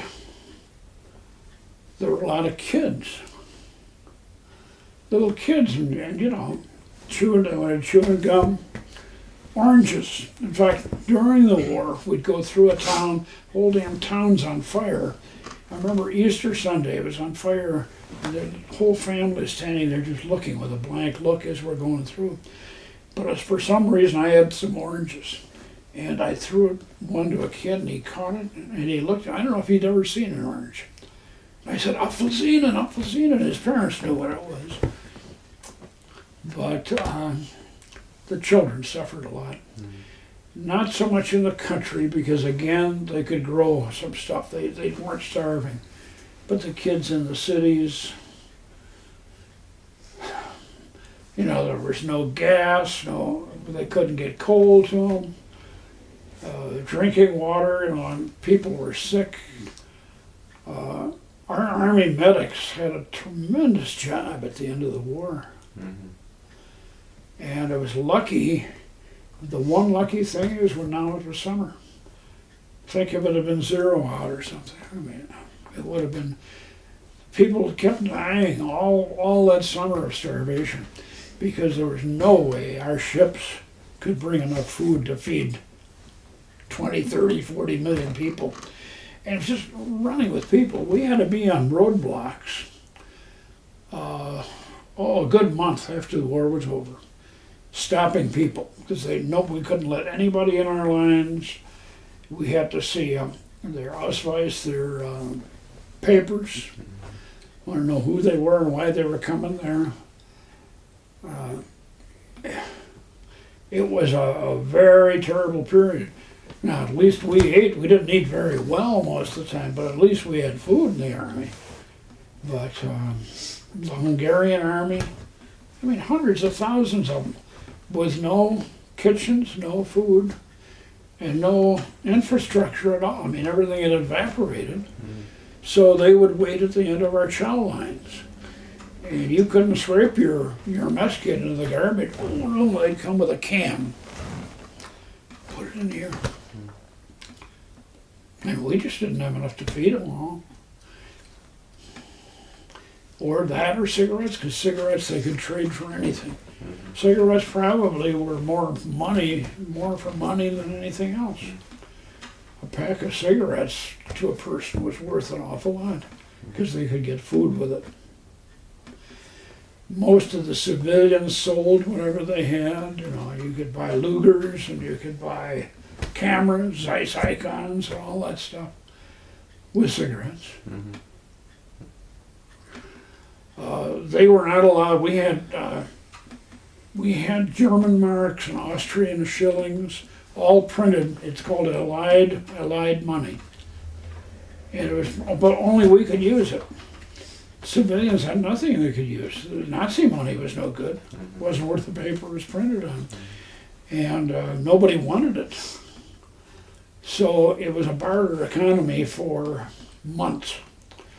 And a lot of those people sold every possession they had just to be able to feed their families until the farms started producing again and until food could come over from America. I mean, even the English were at the point of starving for a long while. It was that next fall, I guess, before there was foodstuffs, more foodstuffs. Oh, yeah. Oh, it took at least that. Yeah. Well, I want to transition to a happier experience. Tell me about your assignment in Austria. How that happened, how that came about. Are you talking about the rest camp? Yes. Well, as I say, the captain asked one time who can run a motorboat. And it was the one and only time I volunteered when I was in the Army because I knew that couldn't be all bad. And I didn't even know where this lake was. It was about 20 miles away. But next thing I know, I'm on a truck and over there. They showed me the motor. These were huge French motors, I think about this big. So that's how you had to run them standing up. I don't know if you saw that picture. I'm running it standing up, holding onto this bar, and you turned it. They were only 2 cylinders, but they had cylinders like a truck. And there was no speed, but they could push one of these storm boats that held, I could put 20 people in it easy, and that they could push it right through anything. So anyway, some of us from the engineers got to run the boats. Some of us ran the ice cream. They made ice cream. We had fresh, beer. We got them all little breweries going. We had all the free beer we wanted. And we got the only good food that was coming over from America. I mean, hams and turkeys and so on. And entertainment. The Struntbad, the pavilion was built out over the water, and It was like a big dining room, but also a stage. And Europe has a tradition of little circuses that go around. So these people would come, maybe be a circus of 5, 6, 7 people. They'd have some trained dogs, and they'd maybe have a gymnast, and maybe even a singer and so on. But they would come every night. We'd have a different one of those. And I didn't want to go home. That was a University of Wisconsin frat party. Yeah, well, yeah. there weren't any. I wasn't going then, I don't know. But anyway, we did have good food there, butter, milk, anything you wanted, you know. They did it just for the rest camps. But being part of the staff, I got the same things all the other guys got, coming in only for a couple days. And my buddy and I, the fellow that's in that first picture, he was my assistant gunner, and he went to Cornell University, and I got to know him real well up in ASTP at Santa Clara. And oh God, we'd been in wedding parties where they needed a military wedding. We would volunteer. We knew that meant good food or drink. We'd done all that stuff. We played golf. But poor guy, he died about 25 years ago. I just got a letter about a year and a half ago from his son. And he said, my name is Tim Cousy. He said, I found a letter. And he said, I think you were in the Army with my dad. Of course, I wrote him back. I sent him copies of all these pictures. But his dad died when he was fairly young, and he didn't know enough about his dad's history. And so I was able to fill him in That's great. on stuff. It was kind of neat. Yeah. Trouble is, I'm this old and I run out of friends. There's one guy I want to show you. Oh my goodness.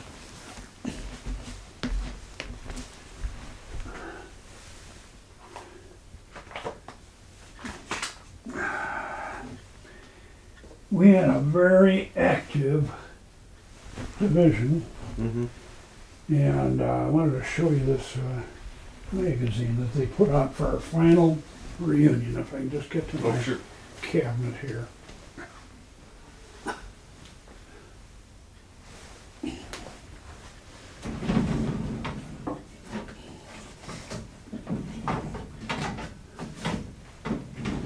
This was our final book that our division association put out. This was the final reunion that you had last year? Yes, this was last year in Louisville, Kentucky. And my daughter gave a speech there, and that speech is in there, and I wrote a couple articles and things like that. We had an ammunition train while I was still down in Linz that had to be unloaded. They said, we got a number of SS prisoners, you guys just guard them. So we went down to this railroad bridge across the Danube River and got an engineer to back this train into the river. You know, can you imagine throwing all this live ammunition into the Danube River? But that was different in those days, but that's what we had to do. So these wise guys, instead of handing the crates down, they decided they'd throw it. There was a catwalk, a wooden catwalk next to the train, and they would throw these things through the girders. But the trouble is they got into some Czech mines that you could not deactivate the mines. They were live in the mine, in the box. And I don't know what a box held. An anti-tank mine is a thing about this big, weighs about 12 pounds. And there were probably 6 of those in the crate. And I was out, probably 2 or 3 rail cars away from this one car. And this god-awful explosion went off. This guy had thrown a crate of these things as a prisoner, hit a girder, bounced back on the catwalk, blew a hole about 8 feet wide in here, blew one prisoner off into the river, killed at least 2 others, and the officer said, well, I guess we won't unload it here anymore. So we took it out past Linz toward Mauthausen, out in the country, and away, get away from any of the civilian areas if you can. So we found a huge field that wasn't too far away from buildings, but we got the prisoners to unload this car, and just the one railroad car, and we had 3 huge piles that were all mines, and put them 50 yards apart. Gave this one SS guy, we didn't want anything to do with that stuff anymore, so we gave him the block of TNT and a long fuse, and go and light it. They'd sent me, there was a long rise, and they sent me up above because there were bicyclists going along, civilians, and I had to warn people, you can't go here, we're blowing and stuff. So I don't know, I'm maybe 100 yards away, up this long thing. Sudden there's this god-awful explosion. All 3 piles went at once. The concussion set them, and it knocked me flat on my back. I could still see this flames coming up this way. And I could still see the tiles. They had all these tiled roofs, like Italian tiles, or whatever you call them. Tiles all went up. And these people were so darn mad it blew all the tiles off their roofs. And they were 300 yards away, 400 yards. Oh, yeah. So I don't know whatever happened. They took us off that detail, and I don't know what happened to the rest of that train load. But, well, now what interrupted your paradise that you had there in Austria? they were going to disband the division overseas. So I was called back to this little town of Schwanenstadt, which was right near Linz, where our company was. And they said, Rohn, you're being transferred out. And so one other guy from the company and I were put on a train, and we ended up at, I don't know, one of the camps, like Lucky Straight or one of these. Well, first we went to Liège, Belgium, and then to Lucky Strike and so on, and then they sent me back down into Germany. And that's when I had to start working prisoners. Now I'm with some outfit, I don't even know the name of this outfit. I was with 2 or 3 of them, you know. They were all rear echelon engineers or whatever. And so then I was sent back and I worked at Grafenwehr, which was the largest German army camp, I think. It is now the American headquarters for all American troops in Germany and Europe. And we helped train NATO troops there. And Grafenwehr goes back 100 years, permanent buildings. I mean, the barracks are all like big apartment buildings in a huge place, a training area. And we had taken it during the war coming down. Now I'm back there, living there. And then I went to the prisoner of war camp each day and requisitioned the prisoners and so on. Mm-hmm. And then got them back. And what other assignments? Meanwhile, I was going to Paris a number of weekends, and I got to go to Switzerland for a whole week. The Army had a trip. I think it cost $40 to go for a week for everything. Meals, transportation. You know, so many guys could care less about seeing things. They wanted to shake dice or whatever. But I wanted to see things, and there were so many things in Europe. Mm-hmm. And I love history anyway, and there's so much to see. So I took every advantage. If there was a trip going somewhere, I said, I'll go. So I had a ball in Switzerland for a week. I mean, all of our food, all of our entertainment, cable car rides, see the Jungfrau and all this stuff. They even arranged dances with local girls for us. And got another trip up to Luxembourg City for 3 days. But I liked going to Paris, that was fun. We could go on any railroad in the country, in Germany, Austria, whatever, because we controlled all the railroads. And all you needed was a valid pass. So I could go from Linz, Austria to Paris and back. It didn't cost me anything. When I got there, they had free beds, for us. And of course, I always took a carton of cigarettes at least for training material. And the French were all over you, right at the railroad station, you know. Cigarette, cigarette, you know.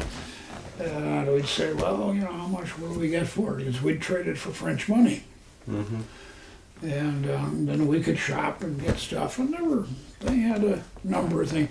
Paris had been liberated, I believe, in about August of '44. Now, this is almost a year later. Mm-hmm. In fact, I spent VJ Day in Paris. When was VJ Day? That was August, yeah. August, wasn't it? Yeah. So Paris had been liberated at least a year before I got to see it. Because when we went up to the Bulge, we bypassed Paris and so on. So they had a lot of civilian stuff there, you know, and I loved it. And there was so much to see in Paris. Gosh, you couldn't see it on one weekend. Paris was a good place to be on VJ Day. Yes. Yeah. I was glad. Oh, we were glad. See, I think the reason we were kept that long in Europe, I didn't have enough points. And every time that they needed people, they would just raise the points, you know, so there was no way to get out. So, but if everything was based on how long you were in service, how many months overseas, and I don't know what the criterion was, but that's how you got out of service. Mm-hmm. And I had almost enough a couple times, but not quite. But I was glad because I was having so much fun over there. Mm-hmm. And going to see shows in Paris and go to all these places, the top of the Eiffel Tower and the Louvre and Napoleon's tomb. Just went on and on. Things to see that I'd read about and I knew about. Now, did you teach history or not? I do teach history. You do teach, I too. teach U.S. history, yeah. Okay. 20th century U.S. history. 20th century U.S., okay. I wish I had taken history. Never had a history course. No, that's just her, because that's what I like the best. See, I have Civil War and World War II. Mm-hmm. And I belong to the Civil War Round Table. And have since the early 1960s. Mm. And I just can't get enough to read on it. Well, you've already confessed you like the History Channel. Oh, gosh. Yeah. There's several of them that I watch. Yeah. Yeah. And I'm learning things I never knew about at that time, you know. I'm not as interested in the war in the East or in Japan, because I wasn't there, I guess. But the European War, I'm very interested in it. Well, you know, I get the sense you had no desire to be a career military man. Oh, gosh, no. No. I mean, I was glad to be overseas after the war. Sure. I'd like to stay there. As I say, I didn't want to go home. I was having so much fun. But I finally got home in January of '46. And it was right, I could have barely gotten into the second semester. I wasn't ready to start school. So I worked with a friend of mine, and his father had a picture postcard company that made all these postcards. And we took the pictures. We had these old cameras, you put the lid over, and our film was the same size, you know, and there was an outline on the glass that whatever you saw, that's what's going to be on that postcard. And that was fun. We spent the whole summer not the whole summer, but 6 to 8 weeks of the summer anyway, in the Upper Peninsula of Michigan at resorts, taking pictures of their lodge and a picture of people holding fish and all that stuff. And he went to Mackinac Island, photographed their dining room, which was so big we had to actually paint the picture with light. We opened the lens and then we walked out in front and went like this. We had some big lights, and we'd stop, we'd go down and wait some more, because this thing, it was about 150, 200 feet long, this dining room. Mm-hmm. Have you ever been up there? No, I haven't. Well, it's a huge hotel. It's supposed to be the biggest porch in the world, you know, this huge porch. So we went over there, had a lot of fun. And so did you enter into University of Wisconsin that next fall? Yeah. Go back to school? Yep. Okay. And I didn't take engineering. What did you take? Oh, I switched it. I had twice as many science credits as I needed for a BS degree. So I took econ. I finally got a degree in econ, a BS in econ. I took commerce, which now I guess they call business or something, and when I switched into econ, I kind of liked that. But I like the partying the best, I think, at school. I mean, it's too bad you can't major in that. Yeah. Yeah. Well, I would imagine with all the GIs coming back, it was quite different. Oh, my roommate was 30 years old. He'd been working as a civilian on the Manhattan Project. And he couldn't even then tell me much about it, even though the bomb was going along and exploded. But that's what he was working on. But he was 30 and back in school because he hadn't got finished his degree. It was kind of diverse. We had one group of like incoming freshmen and so on, and then we had a lot of guys that had been through 4 years of service, and so they were older, but it didn't make any difference. And the school was probably, I know it was at least twice, if not 3 times as large.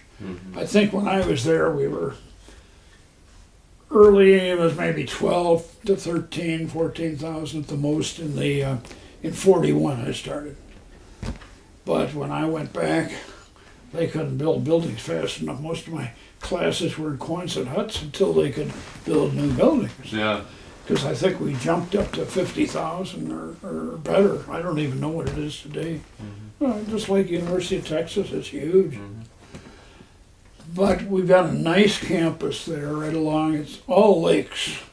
I don't know if you've ever seen a topography. I've got a good friend that works there. It's beautiful. Yeah, it really is. Well, there are 5 lakes. And there are 2 principal lakes. And the city with the capital is built on a narrow isthmus, whatever you call it, between the 2 big lakes. And then the campus goes all along the lake shore. My fraternity house, everybody, all the fraternities had piers.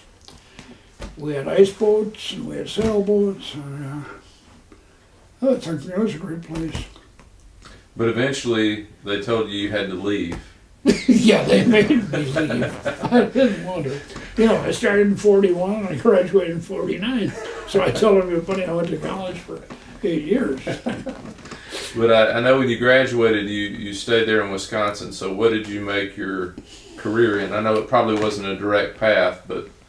I went to work for a subsidiary of GE, which is Hot Point. For their, we were a distributor and we had dealers all around Wisconsin and upper Michigan. And I worked for them. I was sales promotion manager for a while. And later I went to work for Dictaphone, selling those. And then after that I went into business with my brother-in-law and another friend. And we were headhunters. Okay. Recruiters. I did the sales management recruiting. And so we had our own business and just a small thing.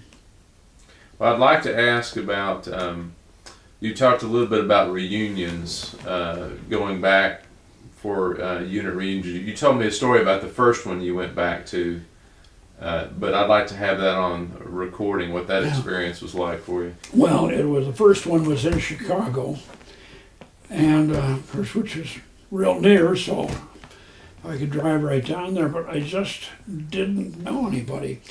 You know, you get in our division was, I don't know, 13, 14,000, maybe 15 with added units. And the only ones you know are right in your own company. And then you don't know everybody in the company, that's 150 people. You know, with the guys you live and work with every day. So none of those fellows in my squad or in my platoon that I know of, maybe they were there, but it was we had huge conventions for a while. And I said, I didn't want to do that. And yet I kept all the newsletters that kept coming and various things like that. And then finally I decided, well, this is the final, I better go to that one. Plus the fact we had just been in Europe on our battle tour. And now a lot of the people that were on this tour, like Ted Hartman and his daughter were on it, and they all came back to Louisville. So it was kind of fun seeing them. But we had 400 people at the final reunion, and I think they said 83 or 84 veterans actually that were still alive or were well enough to come to it. And that's why they decided to pull up stakes, and they gave us a filet dinner for 400 people that was out of this world. I mean, they had all this money to spend, and then the rest of it they spent on something. They told us was something for veterans, I guess. You know, they donated them $20,000-$30,000 that they had in the treasury for them. The band, tell them about the band. There was a band. Your daughter said you need to tell us about the band. At the reunion, Uh-huh. they had a band that was just like the big band days, the swing era. Uh-huh. They played all that same music. And these were kind of old gaffers. How old were they, honey? I don't know, my age, maybe 50s. Pretty old, huh? Okay. And anyway, but I mean, even women in the band, but man, could they play. And it was the old type band, the kind with all the brass. Mm-hmm. Trumpets and trombones and clarinets and the bass fiddles and on and on. And boy, they did a job. They really played beautiful swing music, which that was our era. Yeah. And I still like it. I've got all the CDs in my car, so. Yeah. Well, I'd like to end by talking about your trip that you took in 2010 back to Europe. You told me a little bit about it before we started recording, but your battlefield tour that you went on in Europe. Well, it was our battle tour. It wasn't a real battlefield Our because battle we tour. covered the whole, and I don't know how many 100 miles it is from Bastogne down to Linz, but I'm sure it's got to be 400 anyway. And it was a 15-day tour, but the first couple of days we went to the different cemeteries. They're extremely impressive. We went to a military cemetery, which is all U.S. property, by the way. And we went in Holland, there was one, and we went to one in Belgium, and then the one in Luxembourg, the big one is Ham, Luxembourg, which is right near the capital city of Luxembourg. And very impressive. The United States does a tremendous job caring for these cemeteries, and the legations, whenever veterans come there, they always send representatives over, and there's kind of a ceremony. They brought flowers that we could put on the graves. But they're so well tended that I was quite impressed with it. You went back to Mauthausen on that trip. Oh, that was the end, yeah. Yeah. We ended at Mauthausen on the ceremony of the 65th anniversary of its liberation. That was all timed, so it worked out. And all these people came from all over. They had a parade of people. We had all these VIP seats that they put out for the old gaffers. And these parade of people came with their flags and huge wreaths of flowers to put on, I don't even know what it was, some kind of memorial. And it lasted for several hours at least. And delegations came from all over the world. Some there were only 4 or 5 people, others there were 20, 30 people. It was very impressive. And all of them had their nationals as prisoners, even China, which surprised me. But it was very impressive, and we had our own ceremonies there. Met an awful lot of people, just so many people. And I've got people I still want to see. This one guy that's in my magazine that I gave you, wherever that is. His picture's in it. He was one of the prisoners at Mauthausen. And my impression is he was not Jewish. I know he's Polish, but he was caught in the underground, or whatever it was. He was out there hunting Nazis in the woods or something. They caught him, and they stuck him down there. And he lives somewhere in Dallas, and we met him we had a dinner cruise on the Ohio River one night, one of the nights, this thing went on for a whole week. We only went for about 3 days. And so we had a great dinner on that. We had a great ceremony down at the, where the gold is stored. Fort Knox. Fort Knox, you're right. Mm-hmm. At Fort Knox, that's Patton Museum is there. Mm-hmm. And a wonderful museum I've been to a number of times. And we have a memorial to every armored division. Mm-hmm. There's a memorial. And then they retired our colors of the 11th Armored Division, and they're permanently in the Patton Museum. So they had a nice ceremony, Army band there for us, and it was well done. It was well done. I'd like to end at Madhausen. You mentioned before we started recording about a gentleman that came up to you to thank you there at the ceremony. Do you mind telling that story for me? Yeah. He came up to me, and I knew he was an American. He was dressed in a suit and the way he talked. But I'd never seen him before, and he came up and just, all he said was, "Thank you for saving my wife." And I thought, what wife did I save? You know, it didn't register at first. And then later I found out he was the husband of one of the babies born in Mauthausen. And the three of them got together. The one guy happens to be a professor at the University of Wisconsin. He started one of their medical programs there. But he and his mother were still alive, and he was born either, I think, on an open coal car coming down. All three babies were born within about an 8-day period. And the reason they survived, the guards were now leaving. None of the guards wanted to get caught. So here are these babies, how the mothers could keep them alive. Now, sure, it was May, but it wasn't that warm. And, you know, whatever rags they had to wrap them in, I don't know, but with nothing else in the world. And these three babies survived, and they all became honorary members of our division association. But they didn't know each other. And I knew about the one woman because she lived in Britain and she was in one of our publications, so I knew about her. I knew about Mike because Mike had given a speech at one of the conventions that I didn't go to, and so I knew a little about him, and that's why I made contact with him.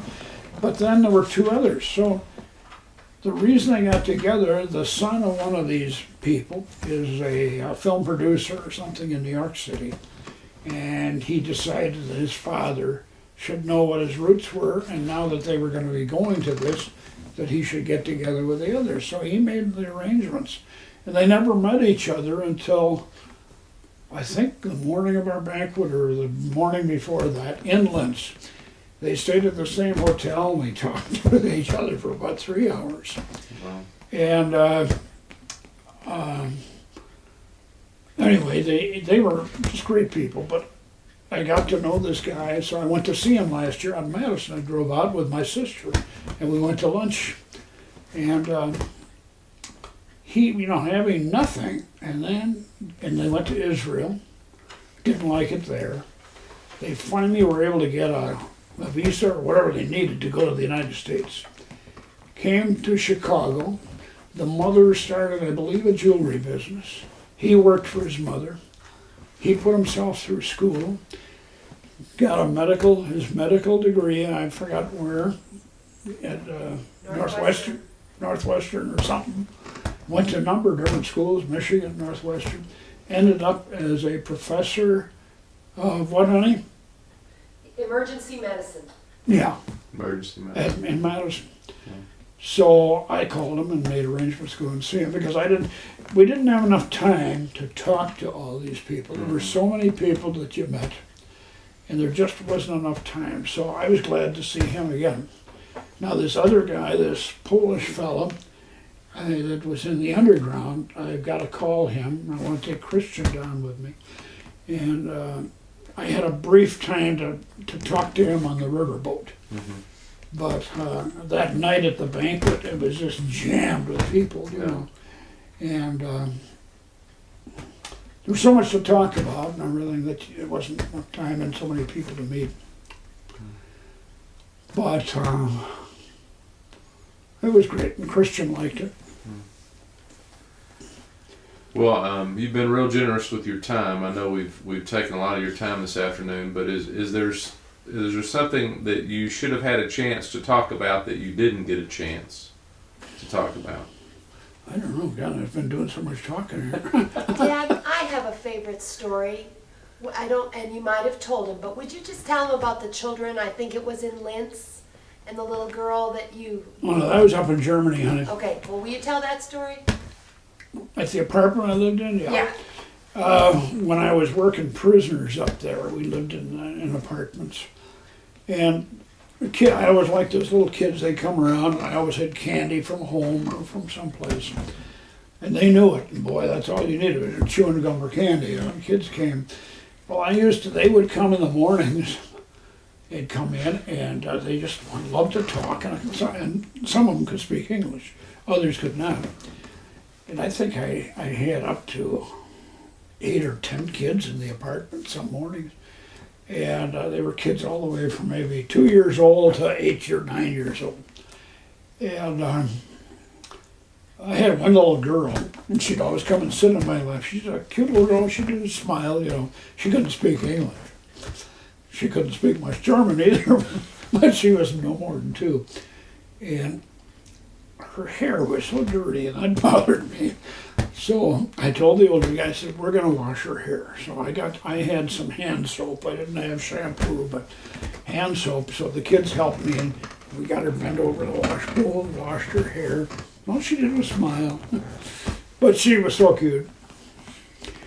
And the kids everywhere were so cute. You know, the kids had nothing. They weren't all starving. But there were kids that didn't have toys and didn't have fathers.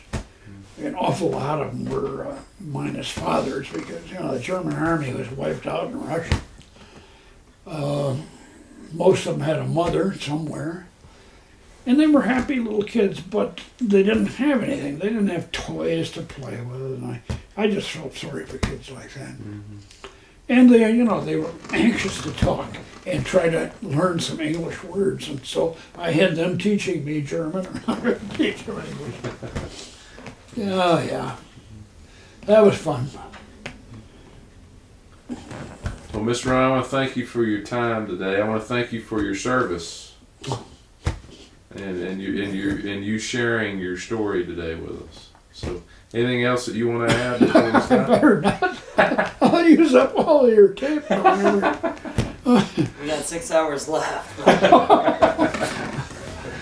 No, I don't regret any part of it. You know, I got home. I didn't get killed, so Amen. I got home. Yeah.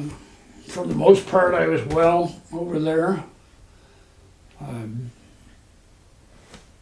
I saw a lot of guys that weren't that well off, but I don't regret a bit of it. Yeah. Not a bit. And I learned a lot. You know, it was my chance to really delve into places that I'd read about, I knew about from grade school on. And like going into Notre Dame and going into Napoleon's tomb and stuff. It was some experience. Yeah. Long way from Wisconsin. Yeah. And I had fun. You know what a Stammtisch is? No, I don't. A lot of restaurants in Germany will have one big table in the restaurant where anybody that wants to can sit down. They'll have private tables too, but then they have a table for 12. And it's for people who just would like to have some company. So I had my friend there with me, and we sat at this one, and this guy and I think 3 women came in and sat with us. And the one woman could speak a little English, and I could speak a little German, so one way or another we got talking. And the man, he spoke German only, and he had one of the women ask me where I was in service, where I served. I said, well, I was in the Ardennes. And he said, I was too. So, you know,